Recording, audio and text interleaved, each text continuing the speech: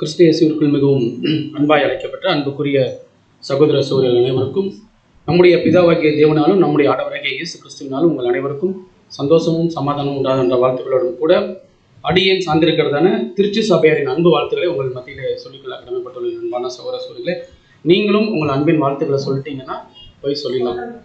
சொல்கிறீங்களா? ஓகே, ரொம்ப சந்தோஷம். சொல்லிடலாம். அன்பான சகோதர சகோதரிகளே,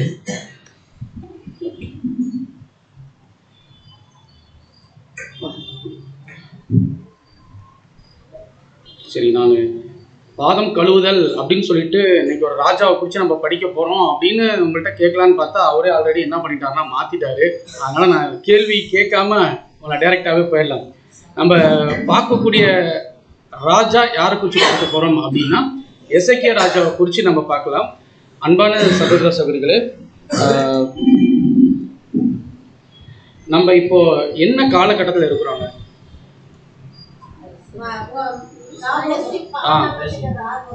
கடைசி காலகட்டம் ராபோஜனம், பஸ்கா, சரிங்களா? அவருடைய நினைவு கூறுதல், நம்ம ஆண்டவராகிய இயேசு கிறிஸ்துவின் நினைவு கூறுதலின் நாட்கள்ல நம்ம இருக்கிறோம்.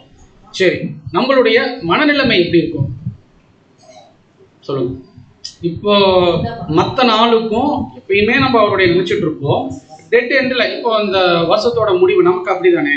நம்மளுடைய பாவங்களை அறிக்கை பண்ணக்கூடிய ஒரு நாள் வரப்போகுது இல்லையா? சமீபமா இருக்கு, இன்னும் கொஞ்சம் நாள்ல.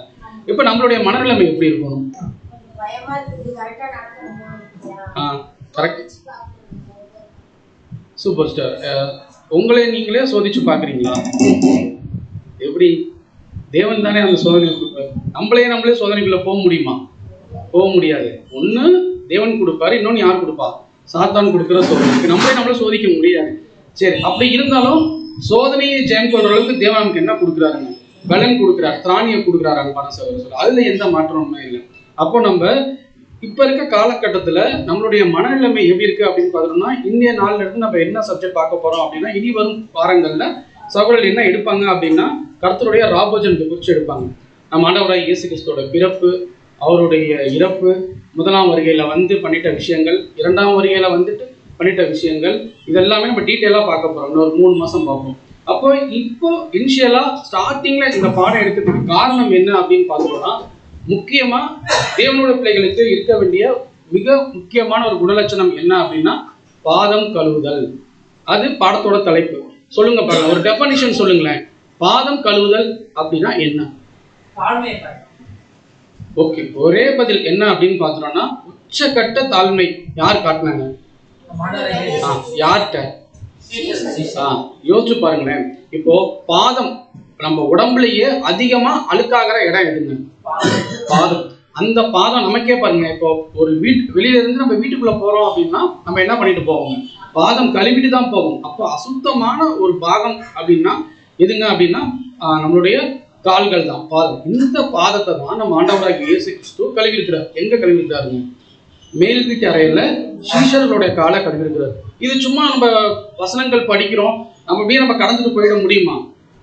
பாதம் கழுவுறதானே இதுல என்ன இருக்கு அப்படின்னு யோசிக்க முடியுமா? ஏன் அப்படின்னா அவர் தேவனுடைய குமாரன். ஆனா அப்ப வந்து சீஷர்களுக்கு என்ன தெரியாதுங்க, அவர் யாருன்னே தெரியாது. அப்ப என்ன ஆகுது அப்படின்னு பார்த்துட்டோம் அப்படின்னா அவங்க என்ன பண்றாங்க அப்படின்னா நம்ம ஆண்டவராகிய இயேசு கிறிஸ்து அவங்களுடைய பாதம் கழுவுறாங்க. பாதம் அப்படிங்கிறது உச்சக்கட்ட தாழ்மை. இப்போ இந்த மனநிலைமையில தான் நம்ம என்ன பண்ண போறோம் அப்படின்னு பார்த்துட்டோம் அப்படின்னா அவருடைய நினைவு கூறுதல் நாள்கள நம்ம கடத்து போவோம். சரி, இன்னொரு விஷயம், பாதம் கழுவுதல் ஜெனரலா நீங்க சொல்லுங்களேன். பாதம் கழுவுதல் அப்படிங்கிறது என்ன? நீங்க பைபிளை விட்டுருங்க. இப்ப நான் முன்னாடி சொன்னோம் இல்லையா, இப்ப நம்ம வெளியில இருக்கிறோம், வீட்டுக்கு வரோம் அப்படின்னா நம்மளுடைய பாதத்தை கழுவுறது அதுக்கு என்ன பேர் சொல்லுவாங்க? சூப்பர், சுத்திகரிப்போம். நம்மளே என்ன பண்றோம் அப்படின்னா சுத்திகரிக்கக்கூடிய ஒரு சூழ்நிலையில இருக்கிறோம். இந்த பாடத்துக்கு இன்னொரு பேர் கூட என்னதான் இருக்கு அப்படின்னா சுத்திகரித்தல். நம்மை நாமே சுத்திகரித்தல். எப்ப சுத்திகரிக்க போறோம் அப்படின்னு தான் பார்க்கலாம். நம்ம அநேக கேரக்டர் நம்ம பைபிள்ல இருந்தாலும் கூட ஒரு சில கேரக்டர் மட்டும் எப்பயுமே நம்ம மனசுக்கு நெருக்கமா இருக்கும். நீங்க சொல்லுங்களேன் பிரதர், உண்மையாலுமே இவர் வந்து தேவன்கிட்ட இருந்த அந்த ஒரு அன்னோனியம், தேவன் மேல வச்சிருந்த ஒரு பக்தி, ஒரு ஐக்கியம் உண்மையாலுமே ரொம்ப டச்சிங்கா இருக்கு அப்படின்னா நீங்க எந்த கேரக்டரை சொல்லுவீங்க? தானியேல். வேற? மோசே. சூப்பர் பிரதர், மோசே. ஆபிரகாம். பைபிள் கேரக்டர் தான் கேட்கிறேன், நீங்க ரொம்ப யோசிக்க வேணாம். பைபிள்ல எவ்வளவோ கேரக்டர் இருக்கு இல்லையா? புதிய ஏற்பாட்டுகளையும் சொல்லுங்க. சாமுவேல். ஓகே, யோவான், பேதுரு, அப்போஸ்தலன் பவுல், சாலமோன். பழைய ஏற்பாட்டுல சாலமோன். இவங்கெல்லாம் ஏன் நம்ம சொல்றோம் அப்படின்னா, இவங்க வந்து தேவனுக்கு ரொம்ப நெருக்கமா இருந்திருக்கிறாங்க. தேவன் சொல்றதை அப்படியே கேட்பாங்க, கீழ்ப்படிவாங்க. தானியலா இருக்கட்டும், சாமுவேலா இருக்கட்டும், கர்த்தாவே சொல்லும் அடியேன் கேட்கிறேன், நீங்க என்ன சொல்றீங்களோ நான் கீழ்ப்படுகிறேன். தாவீது பாருங்க, நீங்க சொன்ன மாதிரி. மோசே சாந்த குணம் உள்ளவன், அந்த பேர்லாம் வாங்க முடியுமா அன்பான சகோதரர்? சொல்லு. தேவன் வாயிலிருந்து ஒருத்தருக்கு இவர் சாந்த குணம் உள்ளவன், இவர் என் இருதயத்துக்கு ஏற்ற மனுஷன் அப்படின்னு சொல்றது சாதாரண விஷயமா? சொல்லுங்களேன். இப்ப நம்ம ஜென்ரலா எல்லாத்தையும் ஒரு நல்ல பேர் எடுத்துட முடியுமா? இங்க இருக்கிற மக்கள்கிட்ட பக்கத்து வீட்டுக்காரங்களே என்ன சொல்லுவாங்க? நல்ல பேர், நல்லா நம்மளை சொல்லிட்டா ஓகே தான், சரிங்களா? இங்க இருக்கிறவங்கள்டே நம்ம நற்பேர் வாங்கல அப்படின்னா தேவனிடத்துல நம்ம நற்பேர் வாங்க முடியுமா? நற்சாட்சி பெற முடியுமா? அப்போ நற்சாட்சி பெற்றவங்க பைபிள்ல இருக்கிறாங்க பாத்தீங்களா? அதுல ஒருத்தர் தான் யார் அப்படின்னு பார்த்துட்டோம் அப்படின்னா எசேக்கியா ராஜா. சரி, எசேக்கியா ராஜா நல்லவரா கெட்டவரா? ஏன்னா இவ்வளவு தூரம் நான் ஒரு எப்படி சொல்றது, முன்மாதிரியா வாழ்ந்தவங்களை சொல்லிட்டு இப்ப எசேக்கியா ராஜாவை கேட்டா நீங்க நல்லவங்க தான் சொல்லுவீங்க. நல்லவர் தான்.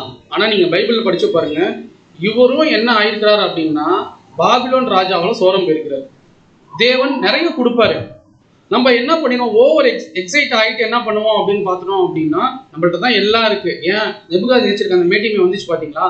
அதே போல மேட்டிமை கிடையாது, இவருக்கு வந்து ஒரு உச்சக்கட்ட சந்தோஷத்துல என்ன பண்ணிடுவார் அப்படின்னா இவர் தேவன் கொடுத்த பனிமுட்டுகள், பொன், வெள்ளி எல்லாத்தையும் அந்த ராஜாட்ட காட்டிடுவார். நீங்க நல்லா படிச்சு பாருங்க. இவரை குறிச்சு நம்ம எங்க படிப்போம் அப்படின்னா 2 ராஜாக்கள்லையும் 2 நாளாகமத்திலையும் படிப்போம். நீங்க ரெண்டு ராஜாக்கள் 19வது அதிகாரத்துக்குள்ள நீங்க படிச்சு பார்த்தீங்கன்னா இவரோட ஹிஸ்டரி சூப்பரா இருக்கும். நிறைய சப்ஜெக்ட் இவரை குறிச்சு நம்ம எடுக்கலாம். அப்போ இவர் தேவனுக்கு பயந்திருந்த ஒரு காலப்பகுதி இருக்கும் பாத்தீங்களா? தேவன் எப்பயுமே எல்லாத்தையும் நல்ல முறையா தான் படைப்பார். நல்லா நீங்க யோசிச்சு பாருங்களேன். சவுல் நல்லவரா கெட்டவரான்னு கேட்டா நம்மளால என்ன பண்ண முடியும்? நல்லவர் தான். ஏன் அப்படின்னு பார்த்தோம்னா தேவனே என்ன பண்றாரு அப்படின்னா ஒரு பொல்லாத ஆவியை டெஸ்ட் பண்றாரு. ஆபிரகாம் தேவன் டெஸ்ட் பண்றாரு இல்லையா? இப்போ 75வது வயசுல தேவன் வாக்குத்தத்தம் கொடுத்தாரு ஆபிரகாமுக்கு. 100வது வயசுல தான் குழந்தை. 25 வருஷம் யாராவது வெயிட் பண்ண முடியுமா? நான் காண்பிக்கிற தேசத்துக்கு போ, நான் சொல்ற மாதிரி எல்லாம் செய்யி, வானத்து நட்சத்திரங்களை போலவும் கடற்கரை மணலை போலவும் உன்னை பெருக பண்ணுவேன்னு சொல்லிடுறாரு. அது நிறைவேறதுக்கு 25 வருஷம் ஆகுது. நம்மளால வெயிட் பண்ண முடியுமா? நீங்க முடியாது பாத்தீங்களா? ஆனா அவர் வெயிட் பண்ணிருக்கிறார் இல்லையா? அப்ப அவரு அதெல்லாமே ஓகே தான், வெயிட் பண்றது ஒரு டெஸ்ட் தான். அதே குமாரனை நீ மோரியா மலைக்கு கூட்டிட்டு போய் பலியிடுன்னு சொல்றப்ப எந்த தகப்பனாவது ஏத்துக்க முடியுமா? அப்ப சொல்லியிருந்தா கூட பரவாயில்ல. இவர் என்ன பண்றாரு அப்படின்னா, நீ போ தகப்பனை கூட்டிட்டு உன்னுடைய பிள்ளையை கூட்டிட்டு மோரியா மலைக்கு போன்னு சொன்னா அழகா போறாரு. விறகு கட்டெல்லாம் எடுத்துட்டு கழுத மேல சேனம் கட்டிட்டு போறாரு. இப்ப இது எல்லாமே அவங்களுக்கு ஒரு டெஸ்ட். அதே போலதான் எசேக்கியா ராஜா காலகட்டத்தில் அவருக்கும் ஒரு டெஸ்ட் வந்திருக்கு. தாவீதுக்கு வராத டெஸ்டா? இதெல்லாம் நம்ம ஏன் பாக்குறோம்னா டெஸ்ட் அப்படிங்கிறது சோதனை. சோதனையில அவங்க எப்படி ஜெயம் பெறாங்க? நம்மளும் சோதனையில ஜெயிக்கணும். சோதனையில ஜெயிக்கிற மனுஷன் தான்.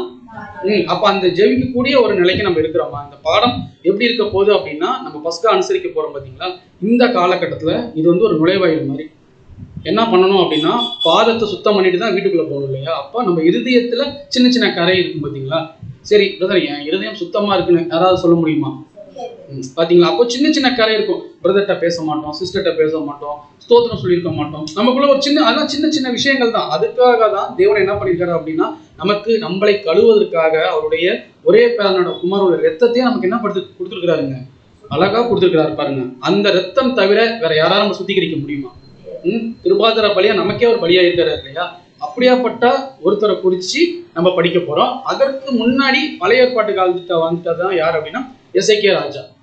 சரி, எசேக்கியா ராஜாவை பத்தி தெரிஞ்சிட்ட விஷயங்கள் நீங்க சொல்லுங்க பார்க்கலாம்.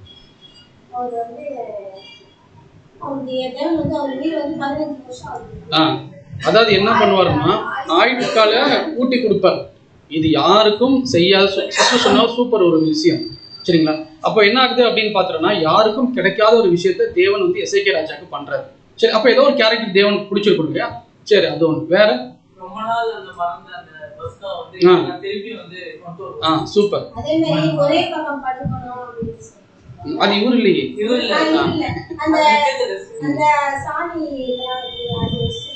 அது இவரு இல்லை, இவரு இல்லை, இவரு இல்லை.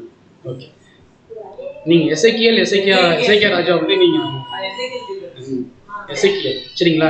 எசேக்கியா அப்படின்னு எடுத்துட்டோம் அப்படின்னு பார்த்துட்டோம்னா அவர் வந்து இஸ்ரேல ஆண்ட ஒரு ராஜா. இந்த ராஜா என்ன பண்ண போறாரு அப்படின்னா இவரோட வாழ்நாள்ல நடந்துட்ட ஒரு சம்பவம். ரொம்ப சூப்பரா இருக்கும். நம்ம படிக்கிறோம் இல்லையா, வேதங்கள் படிக்கிறோம், வசனங்கள் படிக்கிறோம். அதை வந்து நம்ம அப்படியே எப்படி ஒரு இமேஜின், இப்படிதான் இருக்கணும், எசேக்கியா ராஜானா இப்படிதான் இருப்பாரு, அவர் அனுசரிச்ச பஸ்கானா இப்படிதான் இருக்கும். அப்போ அந்த பஸ்கால என்னென்ன முறைமைகள்லாம் பண்ணாங்க, யாரெல்லாம் கலந்துக்கிட்டாங்க, யாரெல்லாம் கலந்துக்கல, ஏன் கலந்துக்கிட்டாங்க, ஏன் கலந்துக்கல. சரி, இதுல நமக்கு என்ன ஒரு பாடம் இருக்கு? எசேக்கியா ராஜாவை தேவன் அனுமதிச்சாரா இந்த ஒரு விஷயம் பண்றதுக்கு? ஏன் இவங்க இந்த பஸ்காவை மறந்தாங்க? இதோட பின்புலம் எல்லாமே நம்ம அப்படியே டீட்டெயிலா பார்க்கலாம். சரிங்களா? அப்போ தேவன் என்ன பண்றாரு அப்படின்னா, இஸ்ரேல் ஜனங்களுக்கு முதலாவது ஒரு கட்டளையோ கொடுக்குறாரு. என்ன கட்டளைங்க அது? அதாவது என்னன்னா பஸ்கா. அதாவது வந்து தலைமுறை தோறும் என்ன பண்ணணும் அப்படின்னா, இந்த பஸ்காவை நீங்க அனுசரிக்கணும். ஏன் இது அவ்வளவு இம்பார்ட்டனா? ஏன் தேவன் வந்து நீசான் மாசம் 1ஆம் மாசம் இந்த இதை அனுசரிக்க சொல்றாரு? ஏன் அவ்வளவு இம்பார்ட்டனா?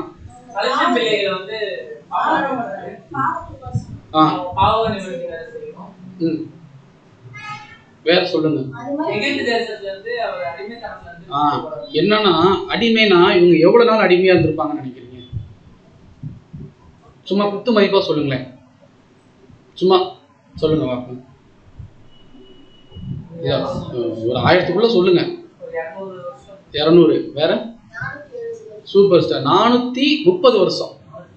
40 வருஷம் எக்ஸ்ட்ரா சொல்லிட்டாங்க, பரவாயில்ல, கிட்டத்தட்ட நெருங்கிட்டாங்க. 430 வருஷம். சூப்பர். கலாத்தியர்ல அப்போஸ்தலன் பவுல் சொல்லுவாரு, 430 வருஷம் ஒரு ஜனக்கூட்டார். யார் அவங்க? தேவனுக்கு பிரியமான பிள்ளைகள், தேவனோட பிள்ளைகள் ஒரு புறஜாதி நாட்டுல அடிமையா இருந்திருக்கிறாங்க. யோசிச்சு பாருங்க, 430 வருஷம் நம்ம இருக்க முடியுமா? கொரோனால ஒரு வருஷம் நம்மளால வீட்டுக்குள்ள இருக்க முடிஞ்சா? நீங்க யோசிச்சு பாருங்க. சாப்பாட்டுக்கு வழி இல்லை, ரேஷன் கடை இருக்காது. எவ்வளோ நம்ம ஒரு வருஷம் நம்ம வீட்டுக்குள்ளேயே நம்மளால இருக்க முடியலன்னா, இவங்க வந்து எகிப்துல அடிமையா இருந்திருக்காங்க. எத்தனை வருஷங்க? 430 வருஷம் அடிமையா இருந்த இந்த ஜனங்களுக்கு தேவன் ஒரு ரட்சகர், ஒரு மீட்பர், மிகப்பெரிய ஒரு லீடரை உருவாக்குனார். யாருங்க? இந்த ஜனங்களை வழி நடத்துறதுக்கு மோசே வந்தார் இல்லையா? மோசே வந்து என்ன பண்றாரு அப்படின்னா, இந்த ஜனங்களை வழி நடத்துறப்பதான் தேவன் என்ன பண்றாரு அப்படின்னா, வழி நடத்துறதுக்கு போறதுக்கு முன்னாடி அடிமையா இருந்த இந்த ஜனங்களை கானான், அவங்க அந்த பிரயாணம் பண்ணி எங்க போனோம் அப்படின்னா கானானுக்குள்ள போகணும். சரிங்களா? இப்ப கானானுக்குள்ள போறதுக்கு முன்னாடி மோசேட்ட சில இன்ஸ்ட்ரக்ஷன் தான் சொல்லுவார். என்ன சொல்லுவார் அப்படின்னா, சூப்பரா இருக்கும், படிங்க சிஸ்டர். யாத்ராகமம் 12வது அதிகாரம் 14வது வசனம். யாத்ராகமம் 12ஆம் அதிகாரம் 14வது வசனம். அந்த நாள் உங்களுக்கு நினைவு கூறுதலான நாள். எந்த நாள் உங்களுக்கு நினைவு கூறுதல் நாள்? சொல்லுங்க பார்க்கலாம். அந்த பஸ்கா அனுசரிக்கிறாங்களா, அது ஓகே. இதுக்கு ஏன் தேவன் இந்த பண்டிகையை அவங்களுக்கு வச்சார் அப்படின்னா, இந்த நாளை வச்சார் அப்படின்னா, 430 வருஷம் அடிமையா இருந்த இந்த ஜனங்கள். இப்ப நீங்க யோசிச்சு பாருங்களேன், இப்ப இண்டிபெண்டன்ஸ் டே எல்லாம் கொண்டாடுறாங்கல்ல, ஏன் கொண்டாடுறாங்க? சுதந்திரம். யாருக்கு சுதந்திரம்? அப்ப எவ்வளவு கிராண்டா கொடியெல்லாம் கட்டி சாக்லேட் எல்லாம் கொடுக்குறாங்க இல்லையா? ஜஸ்ட் ஒரு இவ்வளோ இந்த மக்களே இப்படி இருக்கிறப்ப 430 வருஷம் அடிமையா இருந்த அந்த இஸ்ரேல் ஜனங்கள் தன்னுடைய சொந்த தேசத்துக்கு போக போறாங்க. அதற்கு ஒரு லீடரா தேவன் உருவாக்குறாரு. அவர்கிட்ட தான் சொல்றாரு, சொல்லுங்க படிங்க. அதை கர்த்தருக்கு பண்டிகையாக ஆசரிப்பீர்களாக, அதை உங்கள் தலைமுறை தோறும் நித்திய நியமமாக ஆசரிக்க கடவீர்கள். அதை உங்கள் தலைமுறை தோறும். இப்போ நீங்களே ஜெனரலா யோசிச்சு பாருங்களேன். இப்போ உங்களுக்கு உங்க தாத்தாவோட பேர் தெரியுமா? தெரியாது. நமக்கு தெரிஞ்சது, எனக்கு எங்க அப்பா பேர் தெரியும், எங்க அப்பாட்ட கேட்டா எங்க தாத்தா பேர் சொல்லுவார், அவ்வளவுதான். அப்படியே போகணும் அப்படின்னா முடியாது. ஏன்னா இவங்க தேவன் என்ன சொல்லியிருக்காருன்னா, தலைமுறை தோறும் இதை நித்திய நியமமாக என்ன பண்ணணுங்க, ஆசாரிக்க கடவி அப்படின்னு சொல்றாரு. செஞ்சிருப்பாங்களா இஸ்ரேல் ஜனங்கள் தலைமுறை தோறும்? செஞ்சிருக்காங்க அப்படின்னு சொல்றீங்க, பாதி தலை இப்படி இல்லை அப்படின்னு சொல்றீங்க. சரி, செஞ்சிருக்காங்களா இல்லையன்றதான் இந்த பாடம். சரிங்களா? அவங்க கரெக்டா செஞ்சிருந்தா இன்னைக்கு இல்ல எசேக்கியா இல்ல, இன்னைக்கு நம்ம அவங்கள வச்சு படிச்சிருக்க மாட்டோம். அவங்க தவறிட்ட சில விஷயங்கள் யாருக்கு மிக பிளஸ் ஆயிடுச்சு அப்படின்னா நமக்கு. பாருங்க, கடைசியா அவங்க யாரையே மறந்துடுறாங்க அப்படின்னா, நம்ம ஆண்டவராக இயேசு கிறிஸ்துவே அவங்க மறந்துடுறாங்க. அதெல்லாம் நமக்கு மிகப்பெரிய ஒரு ப்ளஸ் பாயிண்டா இருக்கு. ஓகே, அப்ப என்ன ஆகுது அப்படின்னு பாத்துட்டோம்னா, அதை எப்படி அனுசரிக்கணும் அப்படின்றத கூட சொல்றாரு பாருங்க. படிங்க சார். யாத்ராகமம்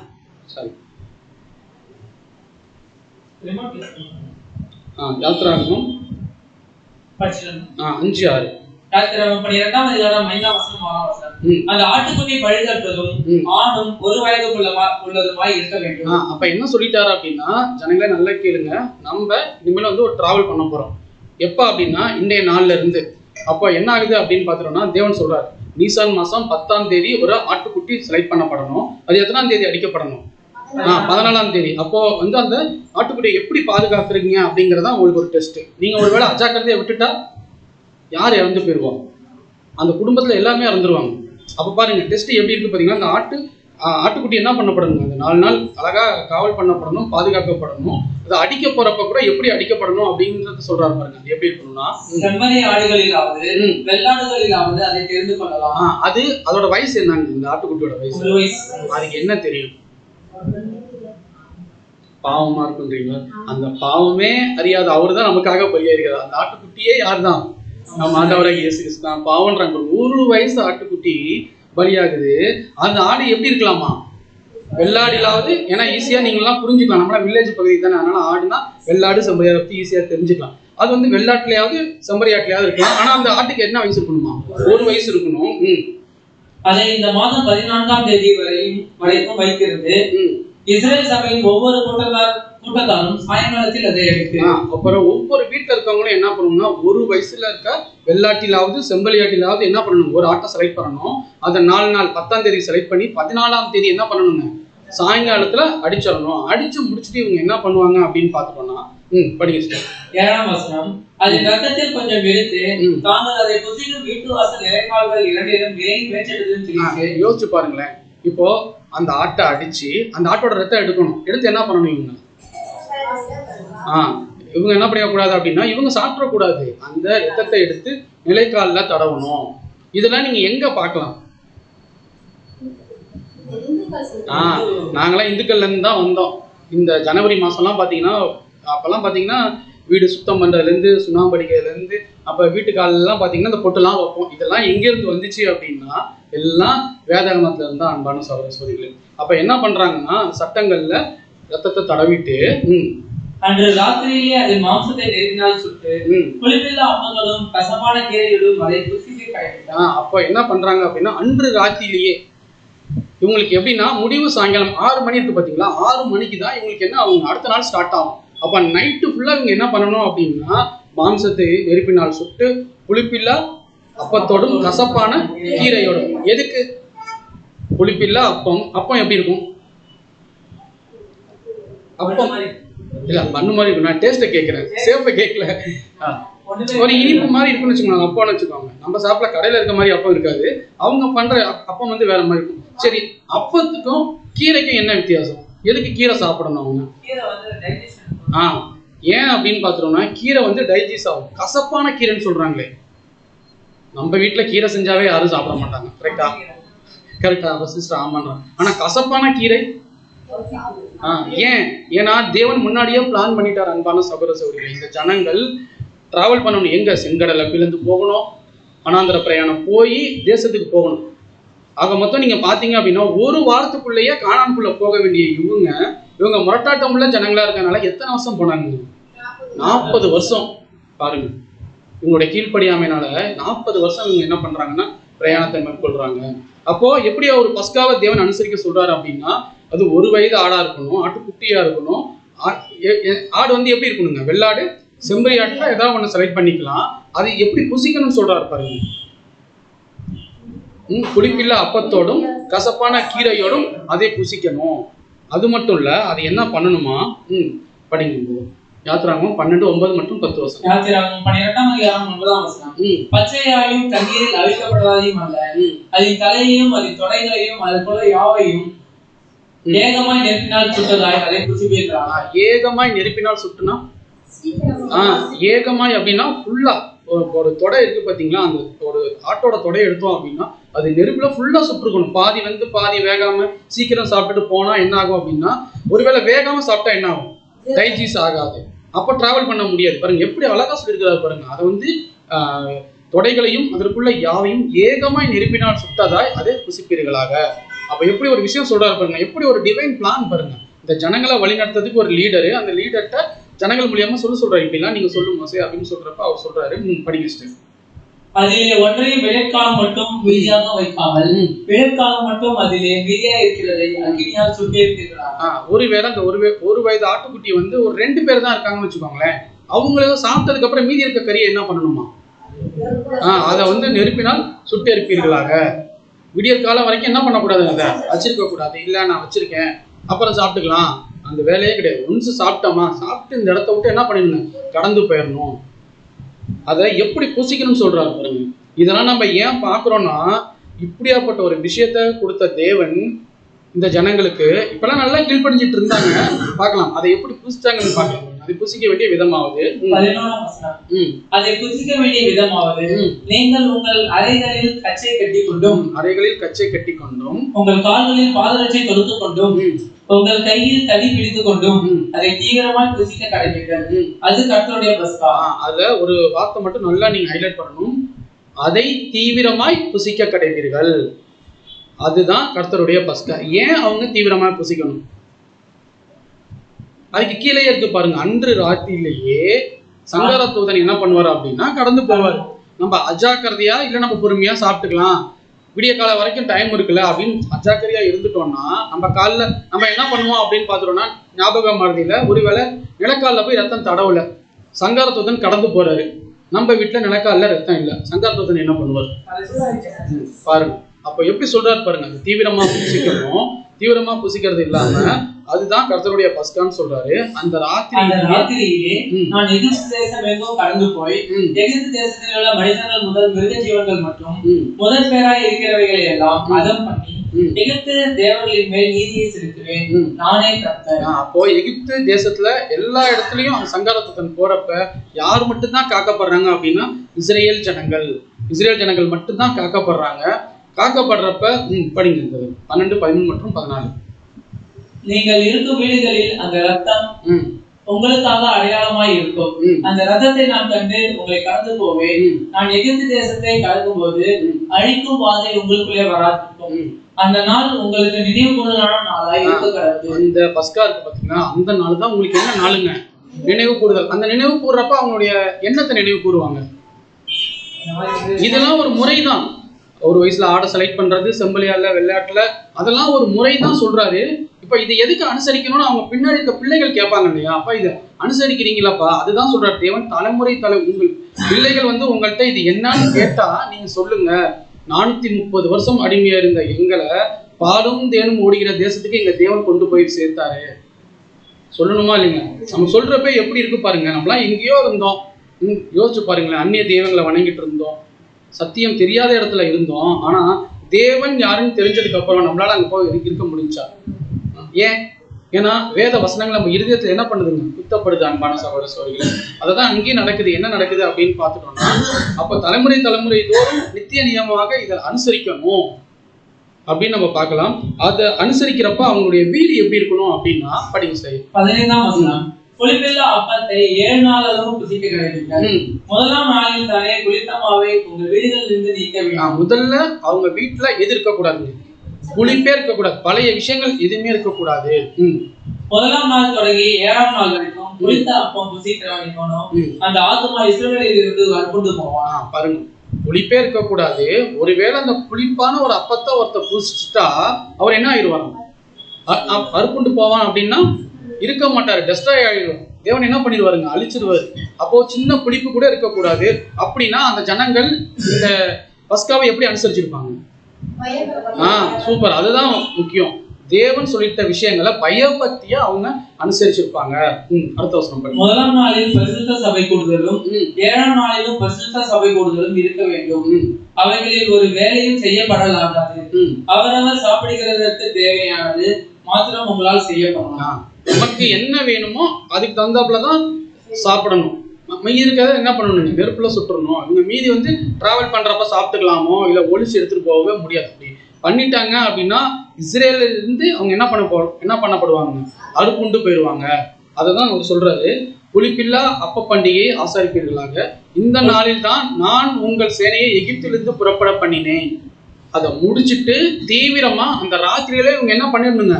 கடந்து போயிடணும். ஆகையால் உங்கள் தலைமுறை தோறும் நித்திய நியமமாக இந்த நாளை பாருங்க, எப்படியாப்பட்ட ஒரு விஷயத்த தேவன் இஸ்ரேல் ஜனங்கள்கிட்ட அந்த ஒரு நாளை மறக்க கூடாதுங்கிறதுக்காக எவ்வளவு பெரிய விஷயத்த சொல்லியிருக்கிறார் பாருங்க. மோசே வந்து ஜனங்கள்கிட்ட சொல்றப்ப ஜனங்கள் எல்லாமே கேட்டாங்க. ஏன்னா இவங்க வந்து எகிப்து பார்வோன் இருக்காரு பாத்தீங்களா, சாதாரண ஆளு கிடையாது. அவ்வளோ கொடுமை ஜனங்களுக்கு. பாலும் தேனும் ஓடுற தேசத்துக்கு இவங்க போகணும்னு நினைக்கிறப்ப என்ன ஆகுது அப்படின்னு பார்த்துட்டோம் அப்படின்னா, ஒரு ரட்சகர், ஒரு மீட்பர், மிகப்பெரிய ஒரு லீடர் தேவன் உருவாக்குறாரு மோசேவர். அழகா இந்த விஷயங்கள்லாம் சொல்லி கூட்டிட்டு வர்றாரு. பின்னாடியே பார்வன் வந்தா கூட செங்கடல்ல என்ன ஆயிட்டாங்க, டெஸ்ட்ராய்ட் ஆயிட்டாங்க. அதுக்கப்புறம் இந்த ஜனங்கள் இந்த நித்திய நியமத்தை கடைபிடிச்சாங்களா சொல்லுங்க. பாருங்களேன், நீங்களே யோசிச்சு பாருங்க. எங்கேயோ இருந்த ஜனங்களை தேவன் பாலும் தேனும் ஓடுற தேசத்துக்கு 40 வருஷம் வனாந்த பிரயாணத்தை கூட்டிட்டு போறாரு. அதுக்கப்புறம் யாரோட ஆட்சி காலம் ஸ்டார்ட் ஆகுது அப்படின்னா, நியாயாதிபதிகள், முதல் நியாயாதிபதி யோசுவா இருக்காரு பார்த்தீங்களா, அவர் மூலியமா சொந்த தேசத்துக்கு வருவாங்க. தேவன் கொடுக்குற தேசத்துக்கு வருவாங்க. வந்துட்டு நல்லா இருப்பாங்க. நல்லா இருந்த அந்த காலகட்டத்திலையும் அவங்க அதை அனுசரிச்சாங்களா அப்படின்னு பார்த்துட்டோம்னா எங்கேயுமே ரெக்கார்டு கிடையாது பைபிள்ல. அதுக்கப்புறம் சரி, ராஜாக்கள் காலத்திலேயாவது முதல் ராஜா யாருங்க? சவுல், தாவீது, சாலமன். அதுக்கப்புறம் ராஜ்யபாரம் 10-2 பிரியுது. யெரொபெயாம், ரெகொபெயாம், இப்படியே போயிட்டே இருக்கு இல்லையா? போயிட்டே இருக்கு. எந்த ராஜாக்களாலையும் ஏன் இந்த ஒரு விஷயத்த கடைபிடிக்க முடியல? இல்ல, ஓகே, கீழ்படியில. ஏன்னா இது ரொம்ப முக்கியம், இம்பார்ட்டன்டான ஒரு விஷயம் இல்லையா? கட்டளையிலேயே முதல் விஷயமே இதுதான். இஸ்ரேல் ஜனங்களுக்கு முதலாம் பிரதான கட்டளை இதுதான் உங்களுக்கு. இல்லைங்க சார், சரி, நல்ல ராஜாக்கள் கடைபிடிச்சிருக்கலாம் இல்லையா? பேர்லயே நல்ல ராஜாக்கள்னு சொல்றீங்க இல்லையா? நல்ல ராஜாக்கள் ஏன் பண்ணல? ஏன் அப்படின்னு பார்த்துட்டோம் அப்படின்னா, நாட்கள் ஆக ஆக ஆக இந்த ஜனங்கள் யாரை மறந்துட்டாங்க? தேவனை மறந்துட்டாங்க. இவங்க அந்த வனாந்திர பிரயாணத்திலே என்ன தெரியுமா சொல்றாங்க? நாங்க எங்கே இருந்தா நல்லா இருக்கும்னு சொல்றாங்க. நாங்க எகிப்து தேவனையே நாங்க வணங்கியிருப்போம். இப்படி ஃபோர்ஸ் பண்ணி தான் ஆரோன்ட்ட என்ன செய்ய சொல்லிட்டாங்க? பொன் கன்றுக்குட்டி. யோசிச்சு பாருங்களேன், அந்த பொன் கன்றுக்குட்டியை செஞ்சு எவ்வளவு பெரிய விக்கிரக ஆராதனைக்குள்ள போயிட்டாங்க பாத்தீங்களா? இப்படிலாம் இந்த ஒரு விஷயம் நடந்ததை ஜனங்கள் யாருக்குமே தெரியல. அன்று இருந்து இறந்து போன ஜனங்களுக்கு இன்னைக்கு நமக்கு தெரிஞ்சிட்ட விஷயங்கள் கூட அவங்களுக்கு தெரியல. அப்படின்னா இஸ்ரேல் ஜனங்கள் தேவன் மேல வச்சிருக்கிற பயபக்தியை நம்ம கூர்ந்து கவனிக்கணும் அன்பான சகோதர சகோதரி. அப்ப ராஜாக்கள் காலத்துல, குறிப்பிட்ட ராஜாக்கள் காலத்துல அனுசரிக்கல. அதுக்கப்புறம் தான் யார் வரா அப்படின்னு பார்த்துட்டோம்னா எசேக்கியா ராஜா. அப்ப தேவன் கரெக்டா ஒருத்தரை செலக்ட் பண்ணணும் இல்லையா? ஏன்னா தேவனுடைய தெய்வீக திட்டம் ஜனங்களுக்கு தெரியணும் இல்லையா? அப்பதான் என்ன ஆகுது அப்படின்னு பார்த்துட்டோம்னா, இந்த எசேக்கியா ராஜா சார்ஜ் எடுக்கிறாரு. இவரோட அப்பா பேர் என்னன்னு தெரியுங்களா? இவரோட அப்பா பேர் வந்து ஆகாஸ். சரிங்களா? ஆகாஸோட பையன் தான் யார் அப்படின்னு பார்த்துட்டோம்னா யாருக்கு? எசேக்கியா. இந்த ஆகாஸ் இருக்காரு பாத்தீங்களா, இவர் என்னன்னா, இவர் அசிரிய ராஜாக்கு துணை போய் அந்நிய விக்கிரகங்களை வணங்குறதுல பெயர் போனவர். பாருங்க, இவ்வளவு நாள் இருந்துட்ட விஷயங்கள் யாருங்க? அந்த ராஜா பேர் ஆகாஷ் ராஜா இருக்காரு பாருங்க. அவருக்கு அப்புறம் என்ன ஆகுது அப்படின்னு பார்த்துட்டோம்னா யார் வரா அப்படின்னா எசேக்கியா ராஜா வராரு. எசேக்கியா ராஜா வந்து அவர் வந்து ஒரு விஷயங்கள் செய்வார். என்ன அப்படின்னா, வசனம் படிங்க, ரொம்ப நல்லா இருக்கும். 2 நாளாகவும் 30:1. 2 நாளாகவும் 30:1. அதன் பின்பு இஸ்ரவேலின் தேவனாகிய கர்த்தருக்கு கிறிஸ்துவை ஆசரிக்கும்படி எருசலேமில் இருக்கிற கர்த்தருடைய ஆலயத்திற்கு வாருங்கள் என்று எசேக்கியா இஸ்ரவேல் யூதா எங்கும் ஆட்களை அனுப்பினதும் அன்றி எப்ராயிம் மனாசே கோத்திரங்களுக்கும் நிருபங்களை எழுதி அனுப்பினார். இப்ப என்ன ஆகுது அப்படின்னு பாத்துட்டோம்னா, இப்போ எசேக்கியா ராஜா என்ன பண்றாரு அப்படின்னா, தேவனுக்கு என்ன பண்ணணுங்க, ஒரு பஸ்கா அனுசரிக்கணும் அப்படின்ற ஒரு மைண்டுக்குள்ள வந்துட்டார். வந்ததுக்கு அப்புறம் என்ன பண்றாரு அப்படின்னு பாத்துட்டோம்னா, எருசலேம்ல இருக்கிற கர்த்தருடைய தேவனுடைய ஆலயத்துக்கு நீங்க வாங்க அப்படின்னு சொல்லிட்டு எங்கெங்கெல்லாம் ஆள் அனுப்புறாரு. இஸ்ரவேல் யூதா எங்கும் ஆட்களை அனுப்பது மட்டுமன்றி அங்க மட்டும் ஆள் அனுப்பல, அவரு எப்ராயிம் மனாசே கோத்திரங்களுக்கும் நிருபம் எழுதி அனுப்புறாரு. ஏன்னா இவங்க எல்லாமே சகோதரர்கள் தானே. இவர் என்ன பண்றாரு அப்படின்னு பாத்துட்டோம்னா, இவ்வளவு பெரிய ஒரு விஷயத்த நம்ம இவ்வளவு நாள் என்ன பண்ணிட்டோங்க, மறந்துட்டோம். இவ்வளவு தேவன் மோசேட்ட கொடுத்த நியாயப்பிரமாணத்துல இது எல்லாமே இருக்கு. முதலாம் கற்பனை, இந்த பஸ்கா, இதை நம்ம அனுசரிக்கலையே, இவ்வளவு வருஷம் கடந்து போயிடுச்சு. அப்ப தேவன் எவ்வளவு ஒரு கோபக்கிணைக்கு நம்ம ஆளாயிருப்போம். நல்லா நீங்க யோசிச்சு பாருங்க. ஏன்னா இப்போதைக்கு இப்போ எசேக்கியா ராஜா இருக்காரு பாத்தீங்களா, இவர் ராஜா இருக்கிறப்ப இவருக்கு எகென்ஸ்டா ஒரு ராஜா இருக்காரு, புரஜாதி ராஜா, அசீரிய ராஜா. அப்ப இவங்களுக்குலாம் இவங்க பயந்துட்டு இருக்காங்க. அசிரியர்கள் என்ன தெய்வங்களை வழங்குறாங்களோ அதை தான் அங்க இருக்க ஜனங்கள் வணங்கிட்டு இருந்தாங்க. யோசிச்சு பாருங்களேன், தேவனுடைய சொந்த சம்பத்தா இருக்கக்கூடிய இஸ்ரேல் ஜனங்கள் யாருடைய தெய்வங்களை வணங்கிட்டு இருக்காங்க? இப்போ அசிரிய தெய்வங்களை, அந்நிய தெய்வங்களை வணங்கிட்டு இருக்காங்க. அந்த காலகட்டத்தில் தான் தேவன் எசேக்கியா ராஜான்ற ஒரு ராஜாவை இந்த ஜனங்களுக்கு கொடுக்குறாரு. அந்த எசேக்கியா ராஜா ஃபர்ஸ்ட் அவங்க அப்பா பண்ணார் பாத்தீங்களா விக்கிரகங்கள், அதை எல்லாத்தையும் என்ன பண்றாரு அப்படின்னா அழிச்சு போடுறாரு. அழிச்சு போடுறப்ப ஆலயம் சுத்தம் பண்ண போறப்பதான் இவர் ஒரு விஷயத்த பாக்குறாரு. அந்த புத்தகம் எடுத்து படிக்கிறப்பதான் அவருக்கு தோணுது, ஓ இவ்வளோ பெரிய ஒரு விஷயத்த நம்ம என்ன பண்ணிட்டோங்க, மறந்துட்டோமே. தேவன் ராஜாவா இருக்கிற எனக்கு இந்த ஒரு வாய்ப்பை கொடுத்துருக்கிறாரு. அப்ப அவர் பயன்படுத்துவாரா, பயன்படுத்த மாட்டாரா? அந்த புத்தகத்தை படிக்கிறப்ப அவருக்கு ஃபர்ஸ்ட் என்ன வந்திருக்கும்? அந்த ஃபீலோட உச்சகட்டம் என்ன? இல்ல மைண்ட்ல வந்திருக்கும். இப்போ ஒரு சுவாரஸ்யமான ஒரு விஷயம், உங்களுக்கு தெரியாத ஒரு விஷயம், அதாவது ஒரு கிட்டத்தட்ட ஒரு 10 தலைமுறைக்கு முன்னாடி நடந்த ஒரு விஷயம் உங்களுக்கு கிடைக்குதுன்னு வச்சுக்கோங்க. நீங்க உங்க வீட்டுக்கு போனோன்னா 10 தலைமுறைக்கு முன்னாடி உங்களுடைய ஃபேமிலியில உள்ள பேர் இருந்தாங்க, இவங்கெல்லாம் இருந்தாங்க அப்படின்னு பாக்குறப்ப உங்களுக்கு எப்படி இருக்கும்? எடுத்து வர இல்ல எக்ஸைட்மெண்ட் இருக்கும். சரி, சிஸ்டர்ஸ் எல்லாம் சொல்லுங்க, ரொம்ப ஃபீல் பண்ண நீங்க என்ன பண்ணுவீங்க?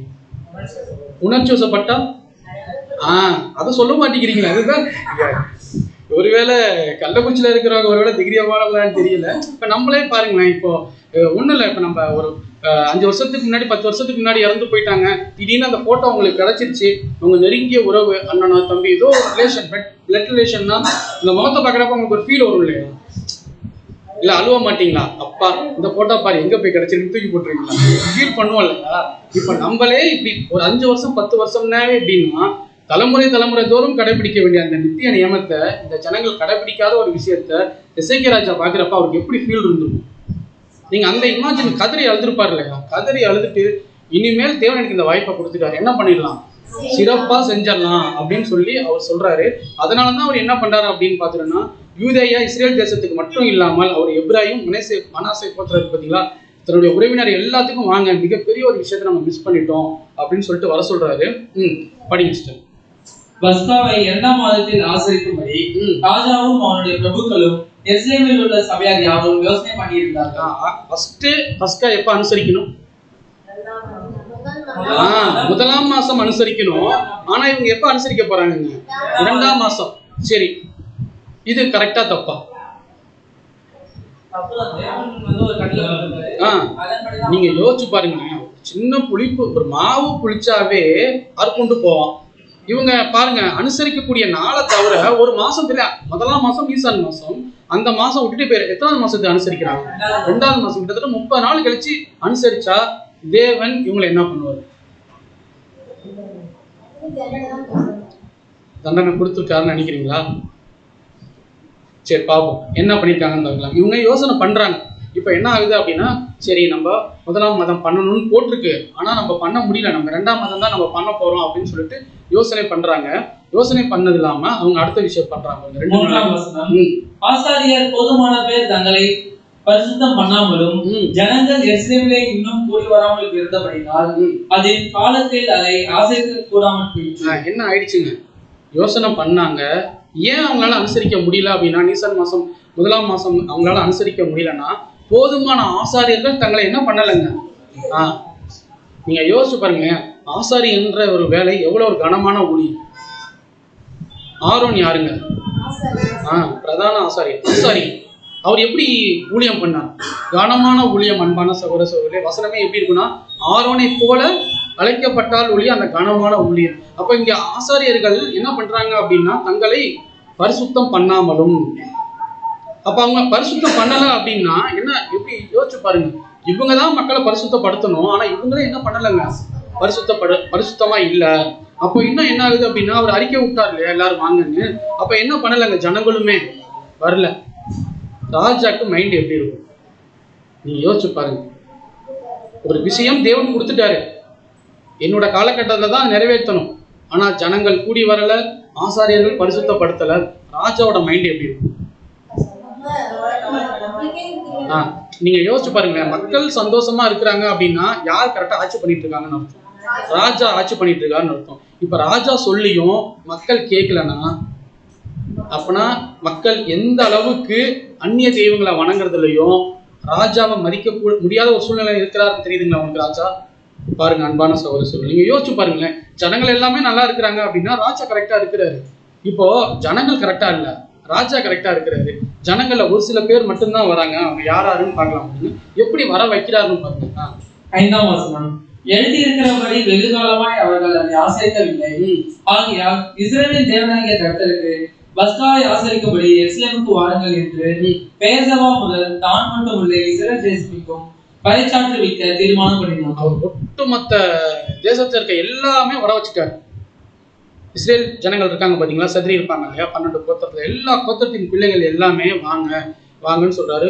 முரசு கொட்டி சொல்லுவாங்க தெரியுங்களா, அது போல முரசு கொட்டி பாருங்க. வசனமே எப்படி இருக்கு பாருங்க, தண்டரா போடுறாங்க பாருங்க. அதெல்லாமே அங்கிருந்து வந்ததுதான். அந்த முரசு கொட்டி எல்லாத்தையும் வர சொல்றாங்க. ஆனா ஜனங்கள் என்ன பண்றாங்க அப்படின்னு பாக்குறோம்னா, படிங்க 7ஆம் வசனம், தங்கள் பிதாக்களின் தேவனாகிய கர்த்தருக்கு துரோகம் பண்ணின உங்கள் பிதாக்களை போலவும் உங்கள் சகோதரி போலவும் இராதீர்கள். அதற்காக நீங்கள் காண்கிறபடியே அவர்கள் பாழாய் போகிறதற்கு ஒப்பு கொடுத்தாங்க. அதாவது என்ன சொல்றாங்கன்னா, நல்லா நீங்க கவனிங்க. இது வந்து மோசே காலத்திலே தேவன் கொடுத்துட்டாரு. உங்களுடைய முற்பிதாக்கள்லாம் என்ன பண்ணலங்க, இந்த விஷயத்த அனுசரிக்கல. ஒருவேளை அவங்களுக்கு பண்ண மாதிரி நமக்கு பண்ணிடுவான்னு நீங்க நினைக்காதீங்க. தயவு செஞ்சு என்ன பண்ணுங்க, எல்லாருமே வாங்க. ராஜா எப்படி சொல்றாரு பாருங்களேன். அதுதான் அவருடைய லீடருக்கு உண்டான குவாலிட்டி. அன்பான சகோதரர்களே, இப்ப என்னன்னா, தேவன் ஒரு விஷயத்த எசேக்கியா ராஜாவுக்கு கொடுத்துட்டாரு. இந்த எசேக்கியா ராஜா மக்கள்கிட்ட தெளிவா சொல்லணும் இந்த ஒரு விஷயத்த. இவ்வளவு நாள் நம்ம பண்ணாத ஒரு விஷயத்த தேவன் நம்மள இன்னைக்கு பண்ண வைக்கிறாரு அப்படின்னா பயப்படாதீங்க, தேவன் நம்மள ஒண்ணும் பண்ண மாட்டாரு அப்படின்னு சொல்றாரு. 2 நாளாகவும் 30:10 படிங்க. 10ஆம் வசனம், அப்படியே அந்த அஞ்சல்காரர் எப்ராஹிம் மனாசே தேசங்களில் செபுலோன் மட்டுக்கும் ஊராக தெரிந்தார்கள். ஆனாலும் அவர்கள் இவர்களை பார்த்து நகைத்து பரியாசம் பண்ணினார்கள். தன்றா முரசு கொட்டி சொன்னாங்க. அதுக்கப்புறம் பாருங்க, அஞ்சல்காரர்கள் போஸ்ட் எப்பயே வந்துருச்சு பாத்தீங்களா, நம்ம படிக்கிறோம் இப்பதான் வருது. அப்பயே அஞ்சல் அட்டை இருக்கு பாருங்க, அஞ்சல் அட்டைன்னு சொல்லுவாங்க இல்லையா, அது போஸ்ட் லெட்டர்னு லெட்டர், இங்கிலாந்து லெட்டர்னு சொல்லுவாங்க அது. அந்த லெட்டர்ல என்ன பண்ணிருக்கிறாங்க அப்படின்னு பாத்தீங்கன்னா, எழுதி கொடுத்துருக்காங்க. இப்படிலாம் நம்ம அனுசரிக்கணும் வாங்கன்னு கூப்பிடுறப்ப அவங்க என்ன பண்ணிருக்காங்க, நல்ல வசனம் படிங்க. நகைத்து பரியாசம் பண்ணிருக்கிறாங்க. யார? ராஜாவோட பேச்சுக்கு கீழ்ப்படியாம அவங்க அந்த அஞ்சல்காரர்கள்லாம் பார்த்து இவங்க கொடுக்குற லெட்டரை வச்சுதான் நடக்க போதாகும், இது இவங்க தேவனுக்கு பின்னாடி போனா என்ன கிடைச்சிருமா அப்படி நிறைய அவங்கள வந்து என்ன பண்ணிருக்கிறாங்க அப்படின்னா, இவர்களை பார்த்து நகைத்து பரியாசம் பண்ணிருக்கிறாங்க. பரியாசம்னா கேலி கிண்டல். பாருங்களேன், எப்படியாப்பட்ட தேவன் இந்த ஜனங்களை மிகப்பெரிய ஒரு விஷயத்தை கொடுத்து பண்ண சொன்னா, இந்த ஜனங்கள் காலப்போக்கில் மறந்துட்டாங்க. மறுபடியும் ராஜா ஒருத்தர் வந்து எடுக்கிறார். அந்த ஒரு விஷயத்தை எடுத்து இப்படிலாம் இருக்கு அப்படின்னு சொன்னாலும் கூட என்ன பண்றாங்கன்னா, இவர்களை பார்த்து நகைத்து பரியாசம் பண்றாங்க. எப்படி இருக்கு யோசிச்சு பாருங்க அன்பான சகோதரர்களே. இதெல்லாம் நம்ம வேத வசனங்கள் படிக்கிறோம், தேவனை பத்தி நம்ம நினைக்கிறோம், தேவன் கொடுத்த கட்டளைகள் இந்த ஜனங்கள் கீழ்ப்படியில நம்ம சொன்னாலும் கூட, ஆனா எப்படிலாம் பண்ணிருக்கிறாங்க பாருங்க, எவ்வளவு முரட்டாட்டம் உள்ள ஜனங்களா இருக்கிறாங்க பாருங்க. சரி, ஓகே, சப்ஜெக்ட் குள்ள வந்துங்க. இப்ப எசேக்கியா ராஜா சொல்லிட்டாரு, கீழ்ப்படியில நயிக்கிறாங்க, பரியாசம் பண்றாங்க. சரி, எல்லாருமே அப்படியே இருந்திருப்பாங்களா? கொஞ்சம் பேர் வந்தாங்க. எங்க இருந்து வராங்க அப்படின்னா, இப்பதான் எசேக்கியா ராஜாவுக்கு கொஞ்சம் கொஞ்சமா சந்தோஷம் வர ஆரம்பிக்குது. ஆகிலும் ஆசேரிலும் மனாசேயிலும் செபுலோனிலும் சிலர் மனத்தாழ்மையாகி என்ன பண்றாரு, மனத்தாழ்மையாகி எருசலேமுக்கு வராங்க. எசேக்கியா ராஜாக்கு எவ்வளவு சந்தோஷமா இருக்கும். நம்ம ராஜாவா ஏத்துட்டு இப்ப அந்நிய தெய்வங்களெல்லாம் வணங்காம இஸ்ரவேலின் தேவன் தான் உண்மையான தேவன் அப்படின்னு சொல்லிட்டு பஸ்கா அனுசரிக்கிறதுக்காக வராங்க. சரி, இவர் சார்ஜ் எடுத்துட்டாரு இல்லையா, ராஜாவா வந்துட்டாரு இல்லையா, இவர் வந்துட்டு செஞ்சுட்ட முதல் வேலை என்ன, பஸ்காவை அனுசரிக்க சொல்றாரு. பஸ்கா அனுசரிக்கிறதுனால என்ன கிடைக்குது உங்களுக்கு சொல்லுங்க? ஆசீர்வாதமா? ஆசீர்வாதம் கிடைக்குது. வேற என்ன கிடைக்குது? சரி, நான் ஜெனரலா கேட்கிறேன். நீங்க திருவிழாக்கு ஏன் திருவிழாவை ஜனங்கள்லாம் விரும்புறாங்க? சந்தோஷம். வேற என்ன ஆகும் அப்படின்னா, சகோதர அன்பு. புரியுதுங்களா? நீங்க சொந்தக்காரங்க எல்லாமே ஊருக்கு வருவாங்க, நீங்க ஒரு வாரம் உங்க வீட்டுல தங்குவாங்க, நீங்க அங்க போவீங்க, மற்ற எல்லா வீட்டுல இருந்து சொந்தக்காரங்க வருவாங்க. அதுதானே ஒரு திருவிழாவா இருக்கும். இதனாலதான் பண்டிகையில தேவன் வந்து பழைய ஏற்பட்ட காலத்துல என்ன பண்றாரு அப்படின்னா, ஜனங்கள் கூடி வர்றது தேவனுக்கு பிரியமா இருக்கும். அங்க வந்து என்ன பண்ணுவாங்க அப்படின்னா தேவனு புகழ்ந்து பேசுவாங்க, புகழ்ந்து பாடுவாங்க. இதெல்லாமே தேவனுக்கு பிரியம். அதனாலதான் விழாக்கள் இன்னமுமே உலகத்துல நடக்குது. ஆனா இது வேற மாதிரி ஆயிடுச்சு. இப்போ கலாச்சாரமே மாறி போயிடுச்சு. வெட்டு குத்து ரகலை இப்போ அப்படித்தானே திருவிழானா. ஆனா அப்ப எல்லாம் பாத்தீங்கன்னா வெட்டினாங்க. என்ன வெட்டினாங்கன்னா ஆடை பலி கொடுத்தாங்க. அதை வந்து என்ன பண்ணுவாங்க அப்படின்னா அவருக்கு தேவனுக்கு பலியா கொடுத்துட்டு அவங்க வந்து என்ன பண்ணாங்க அப்படின்னா சந்தோஷமா இருந்தாங்க. ஆனா இன்னைக்கு காலகட்டத்துல எல்லாமே மாறிடுச்சு. அப்போ சில பேர் வந்தாங்க இல்லையா. அப்போ ஃபர்ஸ்ட் எசேக்கியா ராஜா பண்ணது என்ன அப்படின்னா அனைத்து சகோதர சகோதரிகளையும் என்ன பண்றாருங்க ஒன்று சேர்க்கிறாரு, கூட்டி சேர்க்கிற வேலையை செய்யறாரு. அப்ப என்ன ஆகுது அப்படின்னா ஜனங்கள் நல்லா நடந்துட்டா அடுத்தது என்ன நடக்குங்க, நாட்டுல நல்ல நல்ல நல்ல விஷயங்கள்லாம் நடந்துடும் இல்லையா. புத்தம் எல்லாம் நடந்தாலும் இவ்வளவு பிரச்சனைகள் வருது. அப்ப என்ன நடக்குது அப்படின்னு பாத்துட்டோம்னா படிங்க 2 நாளாகவும் 30ஆம் அதிகாரம் 12ஆம் வசனம். யூதாவிலும் கர்த்தருடைய வார்த்தையின்படியே ராஜாவும் பிரபுக்களும் கட்டளை பிரகாரம் செய்கிறதற்கு தேவனுடைய கரம் அவர்களை ஒருமனப்படுத்திற்று. அப்படியே 2ஆம் மாதத்தில் புளிப்பில்லாத அப்ப பண்டிகையை ஆசரிக்க வெகு ஜனங்கள் எருசலேமில் மகா பெரிய சபையாக கூடினார்கள். சரி, எசேக்கியா ராஜா வர சொன்னனால வந்தாங்களா இல்ல யார் வர வச்சார்?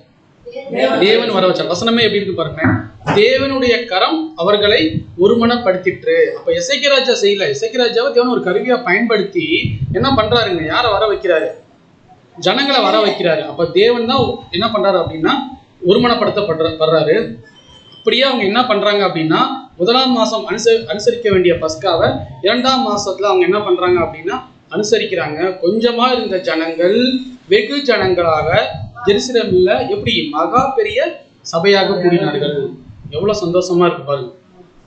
ஒரு ராஜா தண்டரை போடுறாரு, தபால் போடுறாரு, பரியாசம் பண்றாங்க, சிரிக்கிறாங்க, கேலி கிண்டலுக்கு உள்ளான அந்த ஜனங்கள் என்ன ஆகுறாங்க அப்படின்னா ஒரு டைம்ல இவர் சொல்றது உண்மை, அப்ப தேவன் இருக்கிறாரு, தேவன் தான் நம்மள வழி நடத்துவாரு, அவர் கூட தான் நம்ம போகணும், அவர் தான் நமக்கு உண்மையான தேவன், அவர் தான் நமக்கு ஜீவன் எல்லாமே நம்பி இந்த ஜனங்கள் என்ன பண்றாங்க, கொஞ்சம் பேர் மட்டும் வந்தவங்க வெகு ஜனங்களாக என்ன பண்றாங்க சபைக்குள்ள வர ஆரம்பிச்சிட்டாங்க. வந்த உடனே என்ன நடக்குது அப்படின்னு பார்த்துட்டோம் அப்படின்னா என்ன பண்றாங்க, அதுக்கப்புறம் பஸ்காவை கொண்டாடுறாங்க. பஸ்கா முன்னாடி கொண்டாடினாங்க பாத்தீங்களா, அந்த பஸ்காவை விட எசேக்கியா ராஜா கொண்டாடின மாதிரி யாருமே கொண்டாடலையா. அப்படியாப்பட்ட ஒரு மிக பிரம்மாண்டமான ஒரு பஸ்காவை யார் கொண்டாடி இருக்காங்க? இஸ்ரேல் ஜனங்கள் கொண்டாடி இருக்காங்க. அப்போ ஒருமைப்பாட்டுக்குள்ள வந்துட்டாங்க. சரி, இன்னொரு விஷயம் நான் உங்கள்கிட்ட கேட்கணும். ஏன் வந்து 1ஆம் மாதம் பண்ண வேண்டிய அந்த புளிப்பில்லாத அப்ப பண்டிகையை பஸ்காவை 2ஆவது மாதம் பண்ணணும்? சூப்பர். ஃபர்ஸ்ட் அதுதான். ஏன் அப்படின்னா அந்த டைம்ல ஆசாரியர்களே என்ன பண்ணலங்க, பரிசுத்தமா பண்ணல அப்படின்னு நம்ம பார்க்கலாம். சரி, ஓகே. அடுத்தது என்ன நடக்குது அப்படின்னா படிங்க 2 நாளாகமம் 14 அவர்கள் எழும்பி எருசலேமில் உண்டான பலிபீடங்களையும் தூபபீடங்களையும் அகற்றி கீதரோன் ஆற்றிலே போட்டார்கள். அவங்களுக்கு என்ன வந்துருச்சு அப்படின்னா தேவனுடைய பக்தி அவங்களுக்கு வந்துருச்சு. பஸ்கா கொண்டாடிட்டாங்க, அவங்களுக்கு அந்த சீல் இருக்கு. அவங்க என்ன பண்றாங்கன்னா அந்நிய விக்கிரகங்கள்லாம் இருந்துச்சு பாத்தீங்களா, அது எல்லாமே எங்க போடுறாங்க, கெதரோன் ஆற்றிலே போடுறாங்க. பின்பு அந்த 2ஆம் மாதம் 14ஆம் தேதியில் பஸ்காவின் ஆட்டுக்குட்டிகளை அடித்தார்கள். ஆசாரியரும் லேவியரும் வெட்கி தங்களை சுத்தம் பண்ணி சர்வாங்க தகன பலிகளை கர்த்தருடைய ஆலயத்துக்கு கொண்டு வந்து. இங்க ஒருத்தங்க வந்து வெக்கப்பட்டிருக்காங்களா? யாருங்க? ஆசாரியர்களும் லேவியர்களும் வெக்கப்பட்டு தலை குனிகிறதுன்னு சொல்றாங்களா. ஏன் அவங்க வெக்கப்படுறாங்க? ஏன் என்னன்னா அவங்க என்ன பண்ணலங்க, சுத்தம் பண்ணல. அது எவ்வளவு பெரிய விஷயம். சரி, பரிசுத்தமே பண்ணல, ஆனா என்ன பண்ணிட்டாங்க அப்படின்னா பஸ்காவை அனுசரிச்சிட்டாங்க. சரி, ஃபர்ஸ்ட் நான் கேட்டேன், என்ன கேள்வி கேட்டேன்? அப்பயும் ஏத்துக்க முடியாதுன்னு சொன்னீங்க. 1ஆம் மாசம் அனுசரிக்க வேண்டிய பஸ்காவை 2ஆம் மாசத்துல அனுசரிச்சா கரெக்டான்னு கேட்டேன். அதான் தப்பு, தேவன் சொன்னதுன்னு சொன்னீங்க. இப்ப என்ன ஆகுது அப்படின்னா ஆசாரியர்களும் சுத்தம் பண்ணல, ஆனா இவங்க அனுசரிச்சிருக்கிறாங்க. சொல்லுங்க, இப்ப இதுவும் தப்பு தானே? 2 தப்பு பண்ணியிருக்காங்க. தேவன் என்ன பண்ணிருக்கிறான்னு பார்க்கலாம். அடுத்தது 16-17 வசனம். தேவனுடைய மனுஷனாகிய மோசேயின் நியாயப்பிரமாணத்தின்படியே தங்கள் ஸ்தானத்திலே நின்றார்கள். ஆசாரியர் லேவியரின் கையில் இருந்து ரத்தத்தை வாங்கி தெளித்தார்கள். லேவியர்கள் தானே அந்த ஆசாரிய முறைமை பண்ணுவாங்க. அவங்க என்ன பண்ணிருக்கிறாங்க அப்படின்னா அந்த ஸ்தானாதிபதிகள் அவங்க கையில இருக்கிற ரத்தத்தை வாங்கி பலி கொடுக்க போறாங்க. படி. சபையிலே அநேகர் தங்களை பரிசுத்தம் பண்ணி கொள்ளாதிருக்கிறார்கள். என்ன பண்ணலையா? பரிசுத்தம் பண்ணி கொள்ளாது. அவங்க என்ன பண்ணலங்க, அவங்களுமே ரெடி ஆகல. அந்த பஸ்காக்கு அவங்களுக்குள்ளயுமே அழுக்கு இருக்கு, எல்லாமே இருக்கு. இருந்தாலும் அவங்க என்ன பண்றாங்க அப்படின்னா, ஆகையால் சுத்தமில்லாத எல்லாரையும் கர்த்தருக்கு பரிசுத்தம் பண்ண லேவியர் அவர்களுக்காக பஸ்காவின் ஆட்டுக்குட்டிகளை அடிக்கும் காரியத்தை விசாரித்தார். இவங்க சுத்தம் பண்ணலையே, அப்ப லேவியர்கள் என்ன சொல்றாங்கன்னா, ஆட்டுக்குட்டி அடிக்கலாமா வேணாமான்னு கேட்குறாங்க. நீங்க சொல்லுங்க, இவங்க சுத்தம் பண்ணல.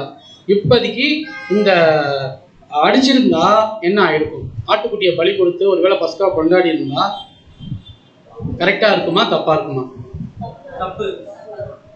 சரி, நீங்க தான் சொல்லியிருக்கீங்க 5 பேருக்கும். படிக்கலாம். 2 நாளாகும் 30:18. அது ஏனென்றால் எப்ராயிம், மனாசே, இசக்கார், செபுலோன் மனுஷரில் ஏராளமான அநேகம் ஜனங்கள் தங்களை சுத்தம் பண்ணி கொள்ளாதிருந்தும் எழுதியிராத பிரகாரமாக பஸ்காவை சாப்பிட்டார்கள். அப்ப என்ன ஆகுது அப்படின்னா, சுத்தம் பண்ணிக்கல. அதுதான் நம்ம பாடமே பார்த்தோம் இல்லையா? பாதம் கழுவுதல் அப்படின்னா சுத்திகரிக்கணும். இவங்க சுத்திகரிக்கல, கரெக்டான தேதியில அனுசரிக்கல. அப்ப தேவன் இவங்களை ஒண்ணுமே பண்ணலையே இது இப்ப வரைக்கும். சொல்லுங்க, ஏன் கண்டுக்காம விட்டாரா? தேவன் காணாத போல இருந்தாரா? தேவனுக்கு மறைவான விஷயங்கள் இந்த உலகத்துல ஏதாவது இருக்கா? சொல்லுங்க. அவருடைய கண் இந்த பூமியில உலாவி கொண்டு இருக்கு இல்லையா? யார் என்ன பண்ணாலும் அவருக்கு தெரிய போகுது இல்லையா? இவங்க ஆசாரியர்கள் சுத்தம் பண்ணல, அங்க இருந்த ஜனங்கள் சுத்தம் பண்ணல, பரிசுத்தம் ஆகல. ஆனா ஆட்டுக்குட்டி அடிச்சு பஸ்கா கொண்டாடுன்னு வந்துட்டாங்களே. நமக்கு ஒரு கேள்வி வருதா இல்லையா? ஏன்னா எப்படி ஒரு நித்திய நியமமா கொடுத்தாரு மோசேட்ட. ஒரு சின்ன புளிப்பு இருந்தாலும் கூட இஸ்ரேல் தேசத்துல இருந்தே அறுப்புண்டு போவான்னு சொன்ன அவங்கள ஏன் தேவன் இவ்வளவு விஷயம் பண்ற வரைக்கும் தேவன் ஏன் ஒண்ணும் பண்ணல? கரெக்டா சொல்லுங்க பாருங்க.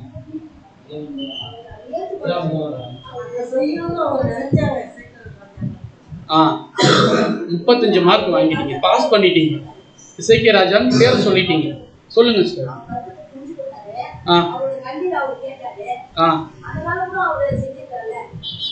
அந்த கண்ணீரை கேட்கறதுக்கு நம்ம ஒன்று சொல்லுவோமே, எப்படி கேட்போம் அவன்கிட்ட? தேவன்கிட்ட ஜபம். நீங்க எசைக்கியா அப்படின்னாவே ஜபம் தான் உங்களுக்கு மைண்ட்ல வரணும். நீங்க யோசிச்சு பாருங்க, நீங்க ஜபம் பண்றீங்க, டெத்து டாக்டரே சொல்லிட்டாரு, சிஸ்டர் நீங்க இறந்துருவீங்க, பிரதர் நீங்க இறந்துருவீங்க, ஒரு நாள் தான் டைம் சொல்றாரு. நீங்க ப்ரேயர் பண்ணா 15 வருஷம் உங்களுக்கு கூப்பி கொடுத்தா அந்த ஜபத்துக்கு எவ்வளவு பெரிய மேன்மை. யோசிச்சு பாருங்க. அப்புறம் அப்படி ஒரு அனுகூலம் பெற்ற எசேக்கியா ராஜாக்கு தேவன் ஃப்ளேவர் பண்ணுவாரா பண்ண மாட்டாரா? என்ன பண்றாருன்னா, சிஸ்டர் சொன்ன மாதிரி தான் அவரோட ஜபம் தேவன்கிட்ட கேட்கப்பட்டிருக்கு. 2 நாளாகும் 30:19-20 படி. எசேக்கியா அவர்களுக்காக விண்ணப்பம் பண்ணி தங்கள் பிதாக்களின் தேவனாகிய கர்த்தரான தேவனை தேடும்படிக்கு தங்கள் இருதயத்தை நேராக்கினவர்கள் பரிசுத்த ஸ்தலத்திற்கேற்ற சுத்தாந்தம் அடையாதிருந்தாலும் கிருபையுள்ள கர்த்தர் அவர்கள் எல்லாருக்கும் மன்னிப்பாராக என்றார். பாத்தீங்களா என்ன பண்றாருன்னா, அவருடைய இருதயத்தை தேவனுக்கு நேரா வச்சுட்டாரு. தேவனுக்கு நேரா அப்படின்னா சரண்டர் ஆயிட்டாரு, மண்டி போட்டு. நீங்க எசேக்கியா அப்படின்னு சொல்லிட்டு நீங்க கூகுள்ல அடிங்க, அவர் பண்ற ஜபம் தான் ஃபர்ஸ்ட் வரும். அவர் என்ன பண்ணுவார் அப்படின்னு பாத்துட்டோம்னா, ஆகுனா போய் தேவன்கிட்ட சரணடைஞ்சிடுவார். தேவனே, இது என்னோட தப்பு கிடையாது, நீங்க அந்த புத்தகத்தை பார்க்க வச்சீங்க, இப்படியாப்பட்ட மிக பிரம்மாண்டமான பஸ்காவை ரெடி பண்ண வச்சீங்க, நாங்கள் எல்லாமே நாங்கள் பண்ணிட்டோம், எங்க நாங்கள் சுத்திகரிச்சிட்டோம், தேவாலயத்தை சுத்திகரிச்சிட்டோம், எல்லாமே பண்ணிட்டோம். ஆனா என்னன்னா, இன்னும் சில பேரை அவங்க சுத்தம் பண்ணல.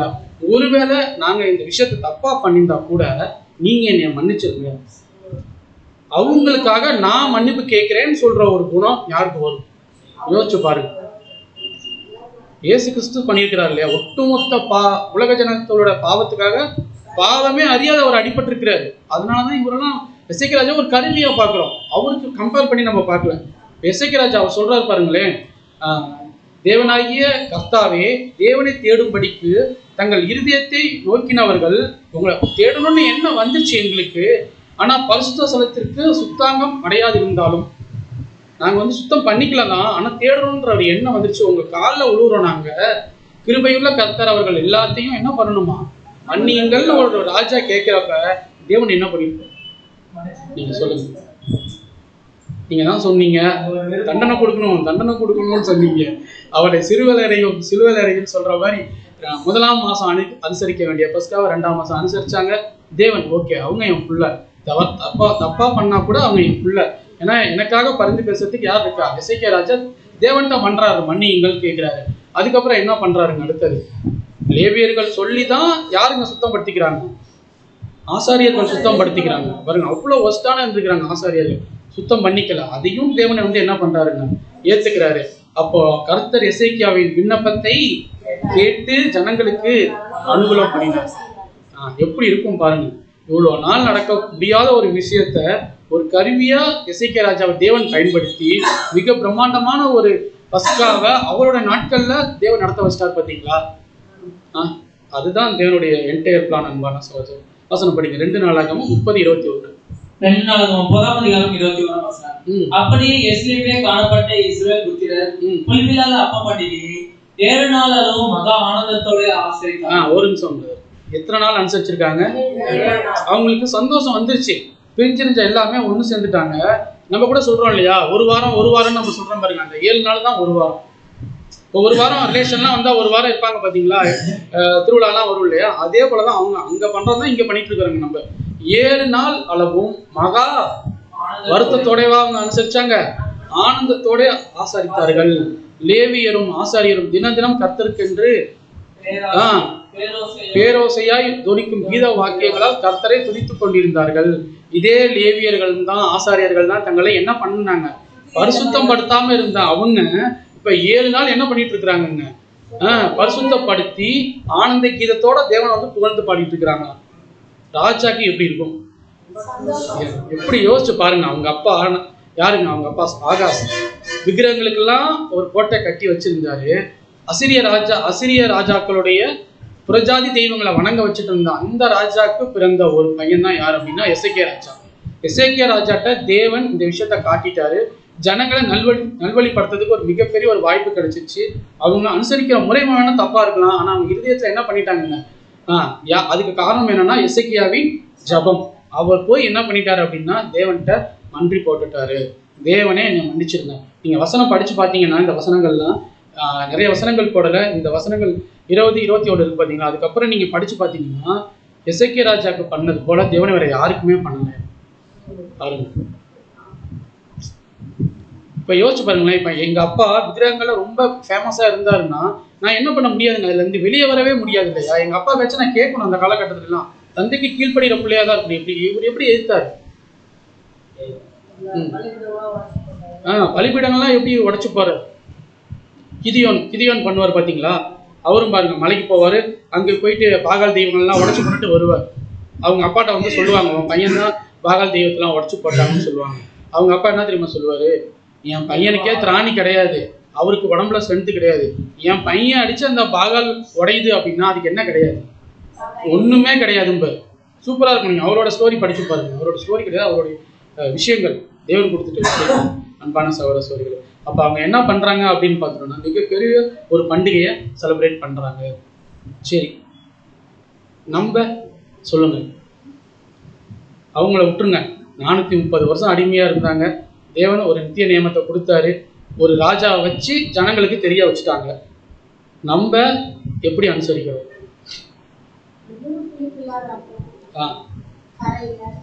எதுல ஸ்டார் அன்னைக்கு செய்வாங்க, அதுல சொல்றீங்களா, அவருடைய லைஃப்ல சொல்றீங்களா? ஏன் அப்படின்னா யாரோட லைஃப் மாறி நம்ம வாழ்ந்துட்டு இருக்கிறோம் அப்படின்னா யாரோட லைஃப்ங்க, நம்ம ஆண்டவராகிய இயேசு கிறிஸ்து.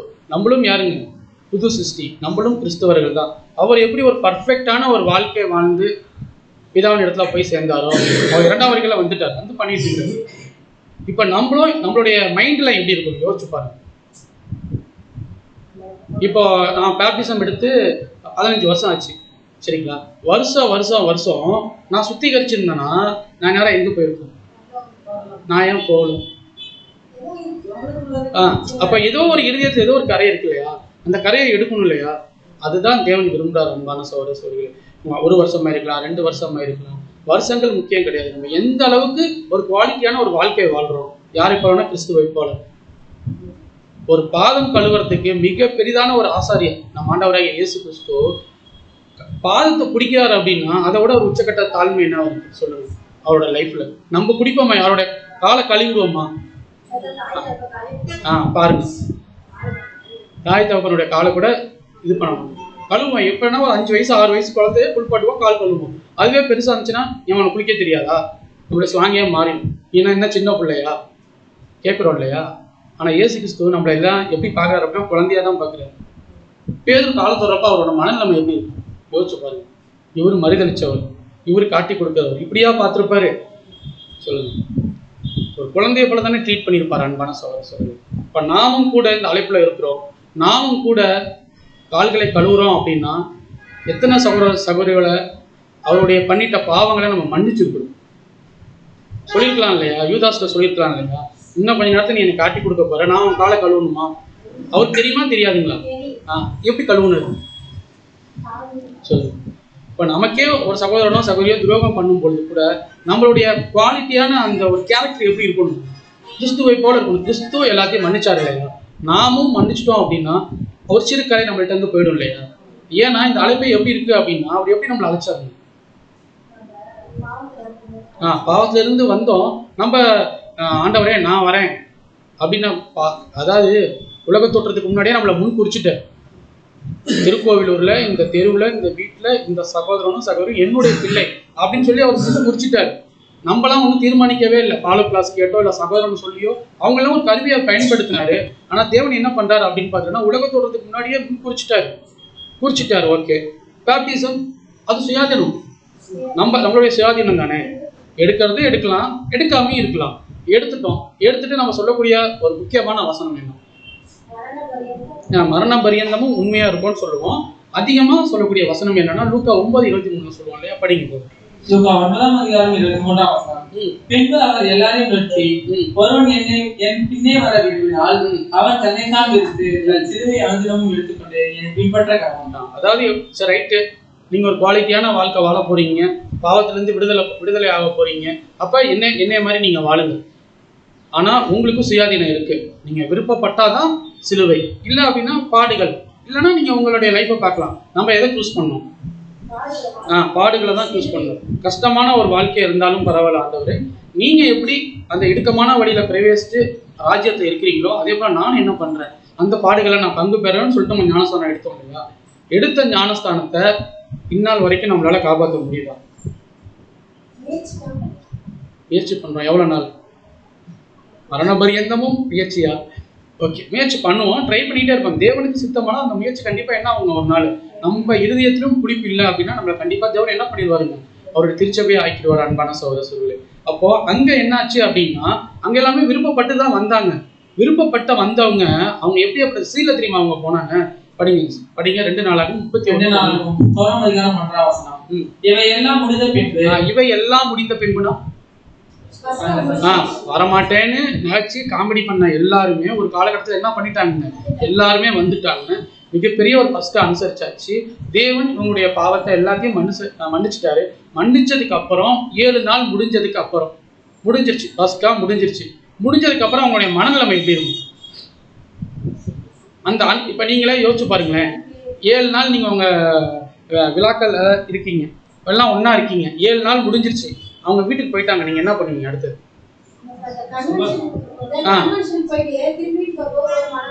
எவ்வளவு கஷ்டமா இருக்கும். நம்ம பிரதர்ஸை மிஸ் பண்ணிட்டோமே, மறுபடியும் வராதா? அப்ப மறுபடியும் என்ன பண்ணுவோம்? நம்ம வீட்டுக்கு வருவாங்க, எல்லாத்துக்கும் ஃபோன் பண்ணி கேட்போம் இல்லையா? எத்தனை மணிக்கு போனீங்க, என்ன எப்படி நல்லா இருந்துச்சு, அந்த ப்ரோக்ராம் நல்லா இருந்துச்சா கேட்போம் இல்லையா? அதே போலதான் முன்பான சகோதரர்களே இங்கேயும் என்ன நடந்திருக்குன்னா படிங்க.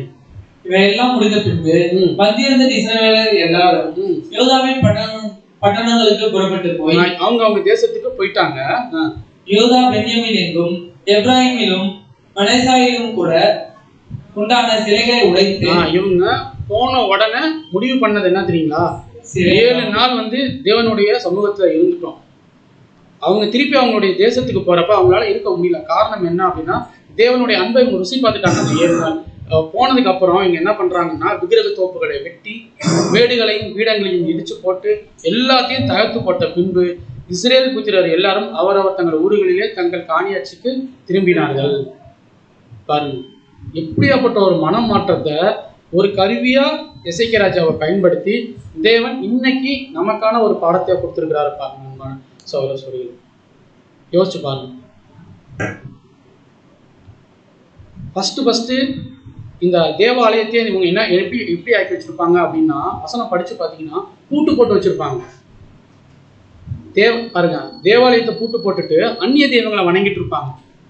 இவர் சார்ஜ் எடுத்ததுக்கு அப்புறம் என்ன பண்ணுவார்னா ஃபர்ஸ்ட் முதல் வேலையா என்ன பண்ணுவார் அப்படின்னா தேவாலயத்தின் கதவுகளை பூட்டை உடைச்சிட்டு தேவாலயத்தின் கதவுகளை திறப்பார். யாருங்க? எசேக்கியா ராஜா. எசேக்கியா ராஜா வந்ததுக்கு அப்புறம் என்ன பண்ணுவார் அப்படின்னா எல்லாத்தையும் சுத்திகரிக்கிறார். சுத்திகரிச்சதுக்கு அப்புறம் அவர் அடுத்த வேலை என்ன பண்ணுவார் அப்படின்னா ஒன்று சேர்க்குவார், எல்லாத்தையும் ஒன்று கூட செய்வார். வாங்க, உண்மையான தேவன் நம்ம தேவன் தான், அந்நிய தேவங்களை வணங்காதீங்கன்னு ஒன்று கூட செய்வார். அவருடைய பிரேயரை யார் கேட்டாங்க அப்படின்னு பார்த்தோம்னா யார் கேட்டாரு? தேவன் கேட்டார். அன்பான சகோதர சகோதரி, தேவன் கேட்டாரு. மக்கள் ஒன்று கூடி ஜெபம் பண்ணாங்க, என்னுடைய பாவங்கள் எல்லாமே மன்னிச்சாரு. வசனம் படிக்கிறோம் இல்லையா? மத்தேயு 6:14 மனுஷனுடைய தப்பிதங்களை நீங்கள் அவர்களுக்கு மன்னித்தால் உங்கள் பரமபிதா உங்களுக்கு மன்னிப்பார். அப்படியே சரணடைஞ்சிட்டார். ராஜாக்கள்லயே பெஸ்ட் ராஜானா நீங்க யாரும் சொல்லுங்க? பாருங்க, எசேக்கியா ராஜான்னு பேரோட வாயில வந்துருச்சு பாருங்க. அப்ப எசேக்கியா ராஜா நல்ல ராஜா தான், ஆனா இவங்க எல்லாமே ஒரு ராஜாவை சொல்லிக்கிட்டே இருப்பாங்க. எந்த ராஜா? தாவீது. நீங்க எடுத்து படிச்சீங்கன்னா என் ஆண்டவர் தாவீதை போல நாங்கள் அரசாள முடியல. அப்படியேப்பட்ட ஒரு வாழ்க்கை. ஏன்னா இருதயத்துக்கு ஏற்ற மனுஷன் யாருங்க? பாருங்க, தேவனுடைய இருதயத்துக்கு அப்படி ஒரு ஏற்ற மனுஷனா இருந்தார். பட்சபால் விஷயத்துல தப்பு பண்றாரு. நாத்தான் தீர்க்கதரிசி சொல்லுவாரு, அந்த அந்த முதலாளி நீ தான், இந்த ஒரு ஆட்டுக்குட்டிக்கு ஆசைப்பட்டு கொண்டுட்டியேன்னு சொல்றப்ப அப்படியே சரணடைஞ்சிடுவார். யாருங்க? தாவீது. தேவனே, நான் உங்க கையில உங்க பட்சமா நான் தண்டனை அனுபவிச்சுக்கிறேன், நீங்க கொடுங்க தண்டனைன்னு சொல்லுவார். தண்டனையை பெற்றுப்பாரு. அப்போ தாவீதை போல யாராலையும் அரசாள முடியல அப்படின்னா இப்ப எசேக்கியா ராஜா என்ன பண்றாருங்க? ஆசாரியர்கள் தங்களை சுத்திகரிக்கல, கரெக்டான டேட்ல பண்ணல, ஆலயத்தை பூட்டி போட்டுட்டாங்க. இன்னொன்னு என்னன்னா, ஆலயம் பூட்டி போட்டது மட்டும் இல்லாம விளக்கு அங்க என்ன இருக்குங்க? விளக்கு இருக்கு பாத்தீங்களா? அது ஏற்ற மாட்டாங்க. ஆசாரிப்பு கூடாரத்து அடுத்தது என்ன பண்ணுவாங்க? தூபம் போடுவாங்க இல்லையா? அது காட்டல. இது எல்லாமே இவங்க காட்டல. தேவனுடைய ஆலயத்தை எப்படி ஆக்கிட்டாங்க அப்படின்னா ஒரு குகை மாதிரி ஆக்கிட்டாங்க. அவ்வளோ காரணம் என்னன்னா எசேக்கியா ராஜாவின் ஜெபம். இவ்வளோ பாவம் பண்ணியிருந்தாலும் கூட அவருடைய இருதயத்தை அப்படியே வச்சுட்டாரு தேவனுடைய காலத்தில். தேவனே, நீங்க பார்த்துக்கோங்க, நாங்கள் பண்றது தப்பு தான், ஆனால் நாங்கள் உண்மையாக பண்றோம், எங்களுக்கு நாங்கள் சுத்தம் பண்ணல தான், எங்களை நீங்க மன்னிங்க, ஏன் சார்பா இவங்களை மன்னிங்கன்னு சொன்னதுனால அவர் என்ன பண்ணாருங்க? மன்னிச்சார் இல்லையா? அதுதான் மத்தேயுல சொல்றாரு, மனுஷனுடைய தப்பிதங்களை நீங்கள் அவர்களுக்கு மன்னித்தால் உங்கள் பரமபிதா உங்களுக்கு மன்னிக்கணும். சரி, இங்க இருக்க யாராவது நான் இவர்கிட்ட நான் பேசவே மாட்டேன், 2 வருஷம் ஆச்சு, 3 வருஷம் ஆச்சு, நான் பேசவே இல்லையே அப்படின்னு வைராக்கியம் நம்ம மனசுல இருக்கா? ஓ, அப்ப நிறைய பேர் இருக்காங்களோ? லிஸ்டே வச்சிருக்கீங்க சபையில, அங்க ஒரு 10 பேரே இல்ல. பொதுவாவே அப்படி ஒருவேளை இருந்துச்சுன்னு வச்சுக்கோங்களேன். இருந்துச்சுன்னா இன்னைக்கு இப்போ எக்ஸாம்பிள் சொல்றேன் பாருங்களேன். கணவன் மனைவி, நம்ம இங்க இருக்க மாட்டாங்க, எக்ஸாம்பிள் சொல்றேன். கணவன் மனைவி இருக்கிறாங்க. கணவன் மனைவிக்குள்ள பிரச்சனை, குழந்தைய மனைவி பாத்துக்கிறாங்க, சரிங்களா? உங்களுக்கு புரிஞ்சுக்கிறதுக்காக சொல்றேன். 2 வருஷம் 3 வருஷமா பேசல 2 பேருமே. கணவன் போனே அடிக்கிறது கிடையாது. அவங்க தனியா இருக்காங்க, இவங்க தனியா இருக்காங்க. கணவன் போன் அடிச்சு மனைவிக்கு போன் அடிச்சுட்டாரு, அவரோட நம்பர்ல இருந்து அவங்க போன் போயிடுச்சு. மனைவி போன் எடுப்பாங்களா? எடுக்க மாட்டாங்க. ஏன்? சூப்பர். நீங்க பதில் உடனே நீங்க சண்டை போட்டுட்டீங்கன்னு வச்சுங்களேன், அந்த கோபம் அப்படியே போயிடும். நீங்க நாளை விட்டுருங்களேன், என்னோட சகோதரன் தானே, நான் எதுக்கு அவர் பண்ண தப்ப நான் போய் கேட்கணுமா அப்படின்னு நீங்க விட்டுட்டீங்கன்னு வச்சுக்கோங்க, நாளாக மறந்துடுவீங்க அதுவே. சரி, இப்போ அந்த மனைவி போன் எடுக்கிறாங்க, அட்டன் பண்ணிட்டாங்க, காதுல வைக்கிறாங்க. அவரு ஹலோன்னு ஒரு வார்த்தை சொல்லிட்டாரு. இந்த அம்மாக்கு என்ன வரும்? இப்ப மட்டும் அழுகுன்னு கரெக்டா சொல்றீங்க, எக்ஸ்பீரியன்ஸ் பாருங்களேன். அப்போ நான் ஏன் அப்படின்னு உணர்வுபூர்வமா கொண்டுட்டு போறோம் அப்படின்னா, அன்பான சகோதர நம்ம யோசிச்சு பாருங்களேன். நம்மளுடைய ரத்தம் தான் இவங்க, கணவன் மனைவி பிள்ளைகள், இவங்க நம்ம சொந்தம் தான். நம்ம விசுவாச குடும்பத்தாலும் யாருங்க? நமக்கு சொந்தம் தான். ஸ்தோத்திரம் சொல்லும் பொழுதோ இல்லை ஒரு சின்ன விஷயங்களை நம்ம அவங்கள கார்னர் பண்ணி பேசும்பொழுதோ இல்லை அவங்க நம்ம கார்னர் பண்ணி பேசும்பொழுதோ நம்ம கொஞ்சம் பொறுமையா இருந்துட்டோம்னு வச்சுக்கோங்களேன். நாளாக அது என்ன ஆயிடுங்க? மறந்துடுவோம். நம்மளும் மறந்துடுவோம், அவங்களும் மறந்துடுவாங்க. ஆனா இடையில யாராவது ஏதாவது ஒன்று சொல்லதான் என்ன ஆகும் அப்படின்னா அந்த சண்டை என்ன ஆகுங்க? பெருசாகும். பாருங்க, அப்ப பிரச்சனை உங்களுக்கும் எனக்கும் இல்லை. யாரோ 3rd person வரும்போது அந்த பிரச்சனை என்ன ஆகுதுங்க? பெருசாகுது. அந்த 3rd person கூட நீங்க சொல்லலாம், அவரு என்ன சொல்லிட்டாரா, பரவாயில்ல, தேவன் ஏற்ற காலத்துல அவருக்கு புரிய வைப்பாரு. ஒருவேளை நானே தப்பு பண்ணியிருந்தா கூட எனக்கு தேவன் புரிய வைப்பான்னு சொல்லி நம்ம விட்டுட்டோம்னு வச்சுக்கலேன், அந்த 3rd person போய் ஏதாவது பேசுறதுக்கு வாய்ப்பு இருக்கா? நம்ம அந்த தேர்ட் பர்சன்ட்டை அவரு அப்படி சொல்லிட்டாரா, அவர் ஓகேதையா, அவர் என்ன பண்ணாரு தெரியுங்களா அப்படின்னு நம்ம சொன்னோம்னு வச்சுக்கோங்களேன், அது என்ன ஆகும், பெருசாக தான் ஆகும். அப்போ பாருங்களேன், மனுஷருடைய தப்பிதங்களை நீங்கள் அவர்களுக்கு மன்னித்தார். நம்மளுடைய சகோதரனோ சகோதரியோ நம்ம மன்னிச்சிட்டோம்னு வச்சுக்கோங்களேன், நம்ம பண்ற பாவத்தை யார் மன்னிக்கிறாங்க? பாருங்களேன். அப்போ நம்ம நம்ம மன்னிக்கிறவங்க யார்? ஆக்சுவலா அவங்களும் நமக்கு என்னங்க, கிறிஸ்து போலதான். கிறிஸ்து எப்படி என்ன பண்ணுவார் சொல்லுங்க? தண்டனை கொடுத்துருவாரா? மறுதளிச்சாரு, காட்டி கொடுத்தாரு. அவங்களுக்கு என்ன பண்ணாருங்க? உச்சக்கட்டமா அவருடைய கால்களே கழுவுறாரு இல்லையா, தாழ்மையை கட்டுறாரு இல்லையா? அன்பான சகோதர சகோதரர்களே, நம்மளுடைய இருதயத்துல கூட அப்படியேப்பட்ட ஒரு கரை இருந்துச்சுன்னா தயவு செஞ்சு உலகத்திலேயோ இல்லை விசுவாச குடும்பத்திலேயோ இன்னையில இருந்து, அதனாலதான் இன்னைக்கு வந்து ஒரு கேட்டு மாதிரி உங்களுக்கு நீங்க சுத்திகரிச்சுட்டு தான் உள்ள வர போறீங்க. இனிமேல் கேட்கக்கூடிய ஒவ்வொரு பாடமும் உங்களுக்கு எப்படி இருக்க போதுன்னா நம்மளுடைய இருதயத்துக்கு ஆறுதல் தரக்கூடிய பாடமா இருக்கும். எவ்வளோ பிரச்சனையா இருக்கட்டும் எல்லாத்தையும் களைஞ்சு போட்டுருங்க. நம்ம என்ன பண்ண போற சொல்லுங்களேன்? வீண் வைராக்கியம், கோபம், மூர்க்கம் இதெல்லாமே நம்ம இருதயத்துல இருந்தா என்ன பண்ண முடியும் சொல்லுங்க? அதனால என்ன யூஸ் இருக்கு? அவரை நான் பழி வாங்கணும் நைட்டு ஃபுல்லா தூங்காம திட்டம் போட்டு யோசிச்சு அவர் நல்லா சாப்பிட்டு தூங்கிட்டு தான் இருப்பார். நம்ம என்ன பண்ணணும்? அப்படி பண்ணணும், இப்படி பண்ணணும். எதுக்கு சொல்லுங்க? நம்ம எப்படி இருக்கணும்னா, அப்போஸ்தலன் பவுல் சூப்பரா சொல்றாரு பாருங்க. இந்த வசனம் கொஞ்சம் நல்லா உன்னிச்சு கவனிச்சாதான் நமக்கு புரியும். படிங்க சார். 1 கொரிந்தியர் 5:7. 1 கொரிந்தியர் 5:7 ஆகையால் நீங்கள் புளிப்பில்லாதவர்களாய் இருக்கிறபடியே புதியதாய் பிசைந்த மாவாய் இருக்கும்படிக்கு பழைய புளித்த மாவை புறம்பே கழித்து கொடுங்கள். ஏனெனில் நம்முடைய பஸ்காவாகிய கிறிஸ்து நமக்காக பலியிடப்பட்டிருக்கிறாரே. இதுல இந்த வசனத்துல என்ன தெரிஞ்சுக்கிட்டீங்க சொல்லுங்க பாக்கலாம். பழசா எடுத்து போட்டுறணும்னு சொல்றாரு. ஓகே, அது எப்படி சொல்றாரு அப்படின்னா, நீங்கள் புளிப்பில்லாதவர்களா இருக்கிறபடியே, நீங்க புளிப்பு இல்லை, பர்ஃபெக்டான ஒரு வாழ்க்கை வாழ்றதுனால புதிதாய் பிசைந்த மாவா இருக்கும்படி, நம்ம வந்து ஒரு கிளே மாதிரி, குயவன் கையில கிடைச்ச கிளே மாதிரி நம்மள தேவன் வணைஞ்சிட்டு இருக்கிறார். அப்படி இருக்கிறப்ப பழைய புளித்த மாவே புறம்பே கழித்து போடுங்க. தேவனுடைய கையில நீங்க ஒப்பு கொடுக்கும் பொழுது பழைய மனுஷனை களைஞ்சு போட்டுருங்க. ஏன்னா உங்களுக்குள்ள இருக்கிறது யாருங்க? அந்த புது மனுஷனுக்கு என்ன பேரு? புது சிருஷ்டி. அது கரு வளர்ந்துட்டு இருக்கு. அதை நீங்க பழைய மனுஷனை நீங்க தூக்கி போட்டுருங்க. அப்பதான் புது சிருஷ்டி நாளுக்கு நாள் வளரும். ஏனெனில் நம்முடைய பஸ்காவாகிய கிறிஸ்து நமக்காக பலியிடப்பட்டிருக்கிறாரே. நம்ம புது சிருஷ்டியா வளரணுங்கிறதுக்காக தேவன் அவருடைய ஒரே பேரான குமாரனை பலியா கொடுத்திருக்கிறாரு. யோசிச்சு பாருங்க. நம்முடைய நண்பனுக்காக நான் உயிரை விட முடியுமா? இல்லை எங்க அம்மா எனக்காக உயிரை விடுவாங்களா? அப்பா விடுவாங்க. ஆனா நம்ம ஆண்டவர் ஒட்டுமொத்த மனிதர்களுக்காகவும் என்ன பண்ணிருக்காரு? தன்னுடைய ஜீவனையே கொடுத்திருக்காரு. அதே கொரிந்தியர்ல சொல்றாரு பாருங்க. 8 படி 5:8. 5:8. ஆகையால் பழைய புளித்த மாவோட அல்ல, துர்குணம் பொல்லாப்பு என்னும் புளித்த மாவோடும் அல்ல, துப்புரவு உண்மை என்னும் புளிப்பில்லாத அப்பத்தோட பண்டிகையை ஆசிரியர். அப்போ புளிப்பில்லாத அப்பம் அப்படின்னா எதுங்க? துப்புரவு உண்மை.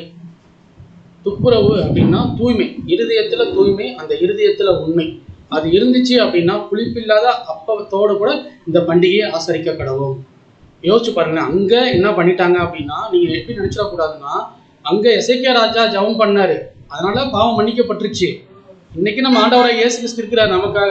நம்மளும் பரிசுத்தம் இல்லைதான், வருஷம் வந்து நம்ம வந்து கையை வைக்கிறோம். ஆனா அபாத்திரமா நம்ம கையை வைக்கிறோமா? இல்லை. நம்மளுடைய ஜெபத்தை யார் கேட்கிறா? தேவன் கேட்கிறார். நமக்காக யார் பரிந்து பேசுறா? நம்ம ஆண்டவராக இயேசு கிறிஸ்து பரிந்து பேசுறாரு. ஆனா நம்மக்குள்ளேயும் இன்னும் அதிகமா புளிப்பு வளர்ந்துக்கிட்டே போச்சுன்னா, புண்ணு லைட்டா சின்னதா இருக்கிறப்ப சரி பண்ணிடணும். அந்த புண்ணு பெருசாக பெருசாக பெருசாக போச்சுன்னா ஃபர்ஸ்ட் நகத்தை எடுப்பாங்க, அப்புறம் விரலை எடுப்பாங்க, அப்புறம் முழங்கால் வரைக்கும் எடுப்பாங்க. அதுக்கப்புறம் அது அப்படியே மைண்டுக்கு போய் ஆளே என்ன பண்ணிடணும்?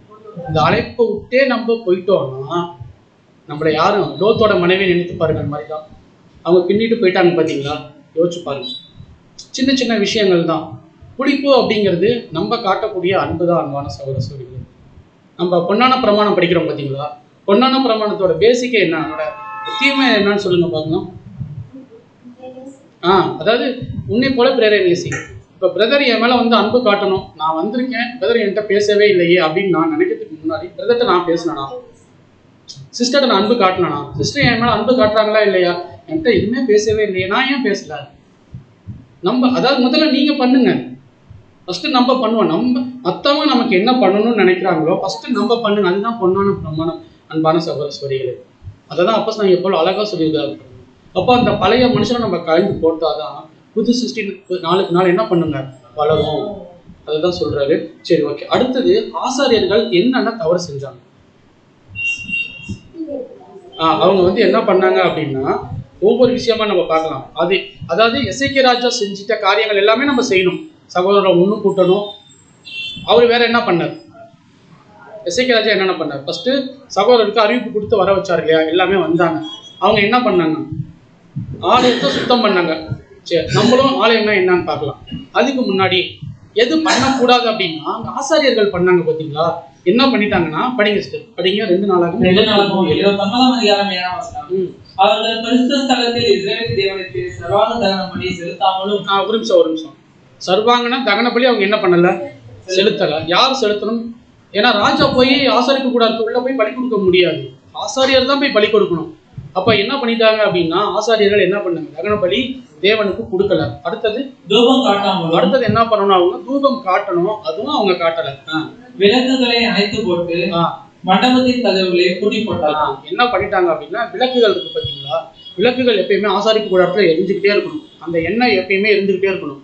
அப்படி அவங்க வந்து என்ன பண்ணிட்டாங்கன்னா, விளக்குகளை அணைச்சு போட்டுட்டாங்க. ஒட்டுமொத்தமா ரொம்ப டீப்பா போய் மண்டபத்தின் கதவுகளை, தேவாலயத்தை அவங்க என்ன பண்ணிட்டாங்க? பூட்டிட்டாங்க. சரி, நீங்க சொல்லுங்க, சர்வாங்கன தகன பலினா என்ன? சொல்லுங்க. இவங்க பண்ணிட்டாங்க. இப்படி தவறான காரியத்தை ஆசாரியர்கள் பண்ணிட்டாங்க. தகன பலி கொடுக்கல, தூபம் காட்டல, விளக்க அணைச்சு போட்டாங்க. ரொம்ப எக்ஸ்ட்ரீமா போய் தேவாலயத்தை பூட்டி போட்டுட்டாங்க. இப்ப நீங்க சொல்லுங்க. இப்ப நமக்கு லிட்டரலா வந்துடலாம். சொல்லுங்க, சர்வாங்கன தகன பலினா என்ன?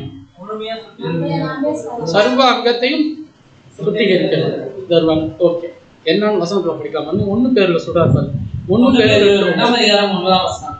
நீங்களும் உங்களை அந்த காலத்தில் நின்று தம்முடைய ஆச்சரியமான ஒளியினருக்கு வரவழைத்தவருடைய புண்ணியங்களை அறிவிக்கும்படிக்கு தெரிந்து கொள்ளப்பட்ட சந்ததியாயும் ராஜரீகமான ஆசாரிய கூட்டமாயும் பரிசுத்த ஜாதியாயும் அவருக்கு சொந்தமான ஜனமாயும் இருக்கிறீர்கள். சரி, ஓகே.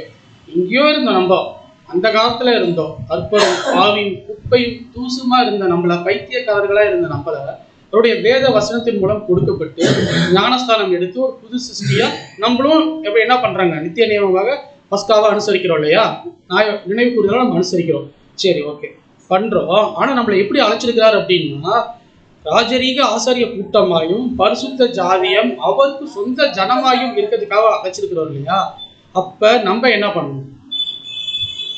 இப்ப இயேசு கிறிஸ்து சர்வ அங்கத்தையும் தகன பலியா ஒப்பு கொடுத்தார் இல்லையா? அப்ப நம்ம சர்வ அங்கத்தையும் தகன பலியா ஒப்பு கொடுக்கணும் அப்படின்னா, தேவன் நம்மள்கிட்ட கேட்கிற பலி எது? சொல்லுங்க. நான் கேட்கறது புரியுதுங்களா? உயிரை கொடுத்தோம். வேற உங்களெல்லாம் நம்பி என்ன நிறைய ஊழியம் பண்ணிட்டு இருக்கோம். நேரம், காலம், தாளந்து எல்லாமே அவரு நமக்கு போட்ட பிச்சை, அவ்வளவுதான். அது ஓப்பனா சொல்லணும்னா அதானே, உண்மை தானே. அதுவே நம்ம அவருக்கு திருப்பி கொடுக்கறதையும் நம்ம எவ்வளவு யோசிக்கிறோம்? யோசிச்சு பாருங்க. ரோமர்ல சொல்றாரு பாருங்க. ரோமர் 12:1 படி. 12ஆம் அதிகாரம் 1ஆம் வசனம். அப்படி இருக்க சகோதரரே, நீங்கள் உங்கள் சரீரங்களை பரிசுத்தமும் தேவனுக்கு பிரியமான ஜீவ பலியாக ஒப்புக் கொடுக்க வேண்டும் என்று தேவனுடைய இரக்கங்களை முன்னிட்டு உங்களை வேண்டிக் கொள்கிறேன். இதுவே நீங்கள் செய்யத்தக்க புத்தியுள்ள ஆராதனை. இதுதான் என்ன ஆராதனையா? புத்தியுள்ள ஆராதனை. அப்படின்னா நம்ம இப்ப சப்ஜெக்ட் கேட்கறது ஒன்றும் பிரயோஜனம் இல்லை. எசேக்கியா ராஜா எப்படி வாழ்ந்தாரு அது போல நம்ம கேரக்டர் காட்டணும். ஆசாரியர்களை போல நம்ம இருக்கக்கூடாது. நம்ம இருதயத்துல அசுத்தம் இருந்துச்சுன்னா அதை கழிச்சு போட்டுடணும். சுத்தமா இருக்கணும். ஏன்னா அவருடைய ராபோஜனம் வருது. அதில் நம்ம அந்த பந்தியில கை வைக்கிற நம்ம எந்த அளவுக்கு சுத்தமா இருக்கணும். நமக்குள்ளேயும் சகோதரர்களுக்குள்ளேயும் ஒரு பிரிவினை இருந்துச்சுன்னா நம்ம போய் அப்பயே சரணடைஞ்சிடணும், மன்னிப்பு கேட்கணும். அவர் பண்ணார் இல்லையா? அவர் வந்து சகோதரர்களுக்காக மன்னிப்பு கேட்டதுனால அவருடைய தப்பிதங்களை யார் மன்னிப்பாராம்? தேவன் மன்னிப்பார் இல்லையா? அப்போ அவருக்கு பிரியமான ஒரு வாழ்க்கையை வாழணும் அப்படின்னா இது எல்லாமே உள்ளடங்கி இருக்கு. அன்பான சகோதரர்கள், தேவனுக்கு பிரியமான ஜீவ பலியாக ஒப்புக் கொடுக்க வேண்டும் என்று தேவனுடைய இரக்கங்களை முன்னிட்டு உங்களுக்கு வேண்டிக் கொள்கிறேன். இதுவே நீங்கள் செய்யத்தக்க புத்தியுள்ள ஆராதனை. இப்போ ஒரு 10:30 மணிக்கு ஆரம்பிச்சு 12 மணிக்கு முடியறது ஆராதனை இல்லை. ஆராதனையில என்ன சொல்றோமோ அதை கேட்டுட்டு கேட்கிற பிள்ளைகளாய் மாத்திரம் இல்லாமல் அதன்படி நம்ம நடக்கிறோம்னு வச்சுக்கோங்க. அதுதான் புத்தியுள்ள ஆராதனை. சரிங்களா? அப்போ அதுதான் என்னன்னா சர்வ அங்கத்தையும் நம்ம தகன பலியா ஒப்பு கொடுக்குறோம். யாருக்கு அப்படின்னு பார்த்துட்டோம்னா யாருக்கு இங்க ஒப்பு கொடுக்குறோம்?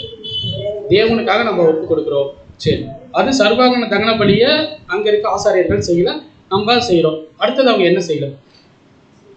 அப்படியே லைனா சொல்லுங்க. தூபம் காட்டல. தூபம் எதை அடையாளப்படுத்துது? சரி, நம்ம இங்க வந்து எத்தனை வருஷம் இருக்கும்?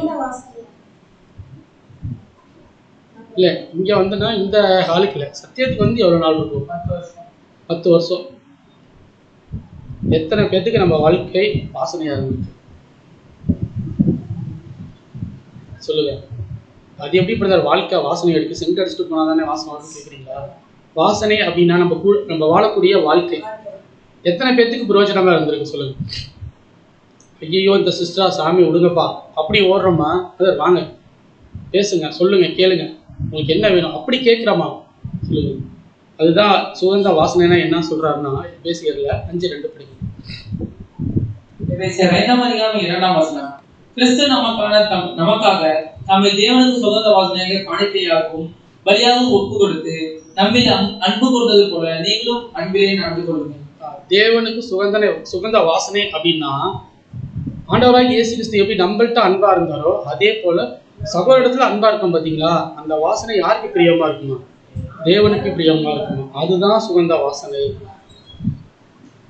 பலியாகவும் காணிக்கையாகவும் பலியாகவும் ஒப்பு கொடுத்து நம்மில் அன்பு கூர்ந்தது போல நீங்களும் அன்பிலே நடந்து கொள்ளுங்கள். அப்படி நீங்க நடந்துட்டீங்கன்னா அதுதான் சுகந்த வாசனை. அந்த மகா பரிசுத்த ஸ்தலத்துக்குள்ள அந்த சுகந்த வாசனை வரும் பார்த்தீங்களா? அது எங்க போய் சேருங்க? மகா பரிசுத்த ஸ்தலத்துக்குள்ள போகுது இல்லையா? நம்ம வாழக்கூடிய வாழ்க்கை சுகந்த வாசனையா இருந்துச்சு, அது எங்க போய் சேருங்க? தேவனிடத்துல போய் சேரும். யோசிச்சு பாருங்க. அவங்க என்ன பண்ணிட்டாங்க அப்படின்னா தூப வர்க்கம் போடலை, சாம்பிராணிலாம் போடலை, அப்படியாப்பட்ட ஒரு வாழ்க்கையை வாழ்ந்துட்டாங்க. ஆனா நம்ம சுகந்த வாசனையா வாழணும் அன்பான சகோதரர்களே. அடுத்தது படிக்கலாம் பாருங்க. சுகந்த வாசனைக்கான வெளிப்படுத்தின விசேஷம் 5:8. வெளிப்படுத்தின விசேஷம் 5:8. அந்த புத்தகத்தை அவர் வாங்கின போது அந்த 4 ஜீவன்களும் 24 மூப்பர்களும் தங்கள் சுரமண்டலங்களையும் பரிசுத்தவான்களுடைய ஜபங்களாகிய தூப வர்க்கத்தால் நிறைந்த கலசங்களையும் பிடித்துக் கொண்டு ஆட்டுக்குட்டியானவருக்கு முன்பாக வணக்கமாய் விழுந்து. அந்த வாசம் எப்படி இருக்கும் அப்படின்னா பரிசுத்தவான்களுடைய ஜபங்களுடைய ஜபம் இருக்கு பாத்தீங்களா? அதுதான் தூப வர்க்கத்தால் நிறைந்து. நம்மளுடைய சபையில இருக்க அநேக சகோதரர்கள் பலவீனத்துல விழுந்து போறாங்கன்னு வச்சுக்கோங்களேன். அவங்களுக்கு நம்ம என்ன பண்ணணும்? நம்மளுடைய பலம் அப்படிங்கிறது நம்மளுடைய ஜபம். நம்ம உருக்கமா ஜபம் பண்ணுவோம் இல்லையா? நம்ம பிள்ளைகளுக்கோ நம்ம கணவருக்கோ மனைவிக்கோ உடம்பு சரியில்லை, ஏதோ ஒரு பிரச்சனை அவங்க மாட்டிக்கிட்டாங்க, நம்ம எப்படி ஜபம் பண்ணுவோம்? அப்படிதான் நம்மளுடைய சகோதர சகோதரிக்கு நம்ம பண்றோமா? கொஞ்சம் நம்ம நினைச்சு பாருங்க. பண்ணா ரொம்ப காட் கிரேஸ் தான் சிஸ்டர், பண்ணணும் நம்ம. அதுதான் சொல்றாரு. அப்படி நம்ம ஜபம் பண்றோம் பாத்தீங்களா? அது கூட அவருக்கு எப்படிதான் இருக்கும் அப்படின்னா சுகந்த வாசனையா இருக்கும். பாருங்க, மற்றவர்களுடைய பாவங்களுக்காக நம்ம ஜபம் பண்றோம் இல்லையா? இந்த சகோதரன் சகோதரி இதுல இருந்து வெளியே வரணும் நம்ம ஜபம் பண்றோம் பாத்தீங்களா? அது கூட அவங்களுக்கு எப்படி இருக்கும் அப்படின்னா தேவனுடைய பார்வையில சுகந்த வாசனையா இருக்கும் அன்பான சகோதர சகோதரி. அப்போ அங்க ஆசாரியர்கள் என்ன பண்ணிட்டாங்க அப்படின்னா ஃபர்ஸ்ட் தவறு, தங்களை பரிசுத்தப்படுத்திக்கல. நம்ம என்ன பண்றோம்னா சர்வாங்கத்தையும் தகனப்படியா நம்ம ஒப்பு கொடுக்குறோம். அடுத்தது தூபம் காட்டல, நம்ம தூபம் காட்டுறோம். தூபம் அப்படிங்கிறது எதுங்க? சுகந்த வாசனையா இருக்கிறது. நம்ம ஜபத்துல கூட நம்ம ப்ரேயர் பண்ணிட்டா கூட பலவீனர்களை கூட நம்ம தாங்கக்கூடிய பிள்ளைகளா இருக்கிறோம்னு பார்க்குறோம். அடுத்தது அவங்க என்ன தப்பு பண்ணாங்க? விளக்கு ஏற்றல. ஆசாரிக்கு கூட இடத்துல எப்பயுமே விளக்கு எரிக்கிட்டே இருக்கணும். ஆனா விளக்கு இல்லை அப்படின்னா மத்தேயு 25:3 மற்றும் 4 மத்தேயு 25:3 புத்தி இல்லாதவர்கள் தங்கள் தீவட்டிகளை எடுத்துக்கொண்டு போனார்கள், எண்ணெயையும் கூட கொண்டு போகவில்லை. புத்தியுள்ளவர்கள் தங்கள் தீவட்டிகளோடு கூட தங்கள் பாத்திரங்களில் எண்ணெயையும் கொண்டு போனார்கள். எண்ணெய் யார் எடுத்துட்டு போனது? எண்ணெய் யார் எடுத்துட்டு போவாங்க? இது எதுனா 10 கன்னிகைகள் சப்ஜெக்ட்ல கேட்போம். 5 கன்னிகைகள் என்ன பண்ணாங்க? ஆனா மீதி இருக்க 5 பேரு நம்ம இதுல யாரு?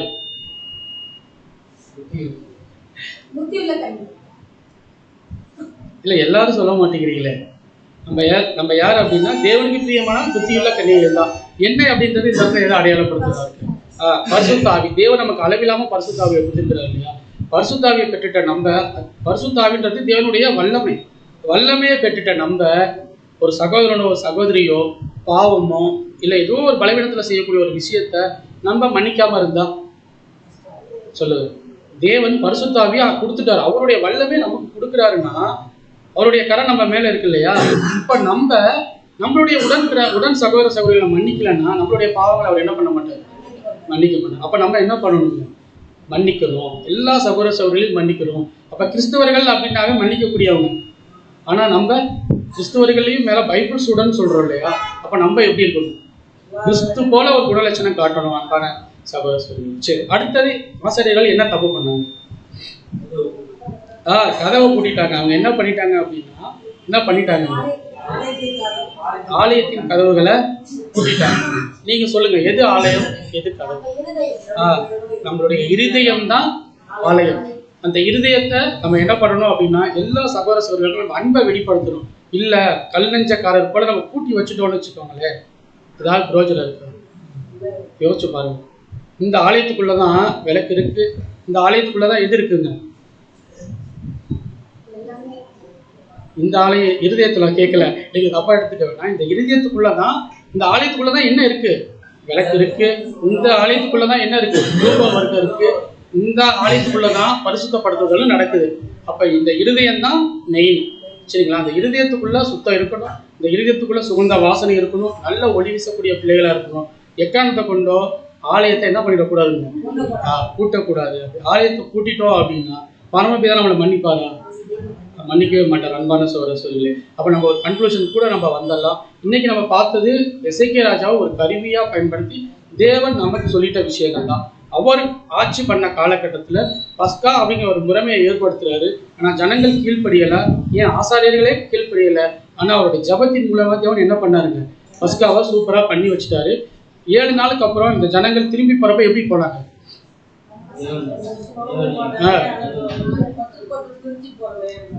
இல்ல, பிரிஞ்சு போய் தானே ஆகணும். இப்ப நீங்க ஆராதனைக்கு வரீங்க, இங்கே இருக்க முடியாது, உங்க வீட்டுக்கு போகணும். இல்ல போனாலும் நீங்க என்ன பண்ணணும்? நீங்க கேட்ட விஷயத்த நீங்க வெளிப்படுத்தணும் இல்லையா? அதே போலதான் அந்த ஜனங்கள் என்ன பண்ணாங்கன்னா, போன உடனே எல்லா தோப்பு விக்கிரங்கள் எல்லாத்தையும் அழிச்சு போட்டாங்க. தேவனை துதிச்சு பாடினாங்க. அதே போலதான் அன்பான சகோதர சகோதரிகளே, இனி வரும் பாடத்துக்கு இது ஒரு பேசிக் பாடம் தான். இனி வரும் பாடம் எப்படி இருக்கும் அப்படின்னு பார்த்தோம்னா, அவருடைய பிறப்பு முதல் இறப்பு வரை அநேக சீஷர்கள், மரியாள், நிறைய பேர்த்த குறித்து நம்ம படிக்க போறோம். அப்படி இருந்தாலும் கூட இந்த பாடம் நமக்கு எப்படி இருக்கு அப்படின்னு பார்த்துட்டோம்னா மிகப்பெரிய ஒரு எச்சரிப்பா இருக்கு. நாமும் கூட நம்மளுடைய தப்பிதங்களை, நமக்கு சகோதரர் பண்ண தப்பிதங்களை மன்னிச்சா பரமபிதா நமக்கு என்ன பண்ணுவாருங்க? கண்டிப்பா மன்னிப்பார் அப்படின்னு சொல்லிட்டு இந்த பாடத்தை நிறைவு செய்யலாம். நம்ம மனசுலையும் எப்படி இருக்கணும் அப்படின்னா, பொல்லாப்பு, துர்குணம், இது மாதிரி விஷயங்கள் எல்லாத்தையும் எடுத்து போட்டு துப்புரவும் உண்மையோடும் கூட அவருடைய பந்தியில கை வைக்க தேவன் தாமே நம் அனைவரையும் ஆசீர்வதித்து வழிநடத்துவாராக. பொறுமையோடு கேட்ட நம் அனைவரையும் தேவன் தாமே ஆசீர்வதித்து வழிநடத்துவாராக. ஆமாம்.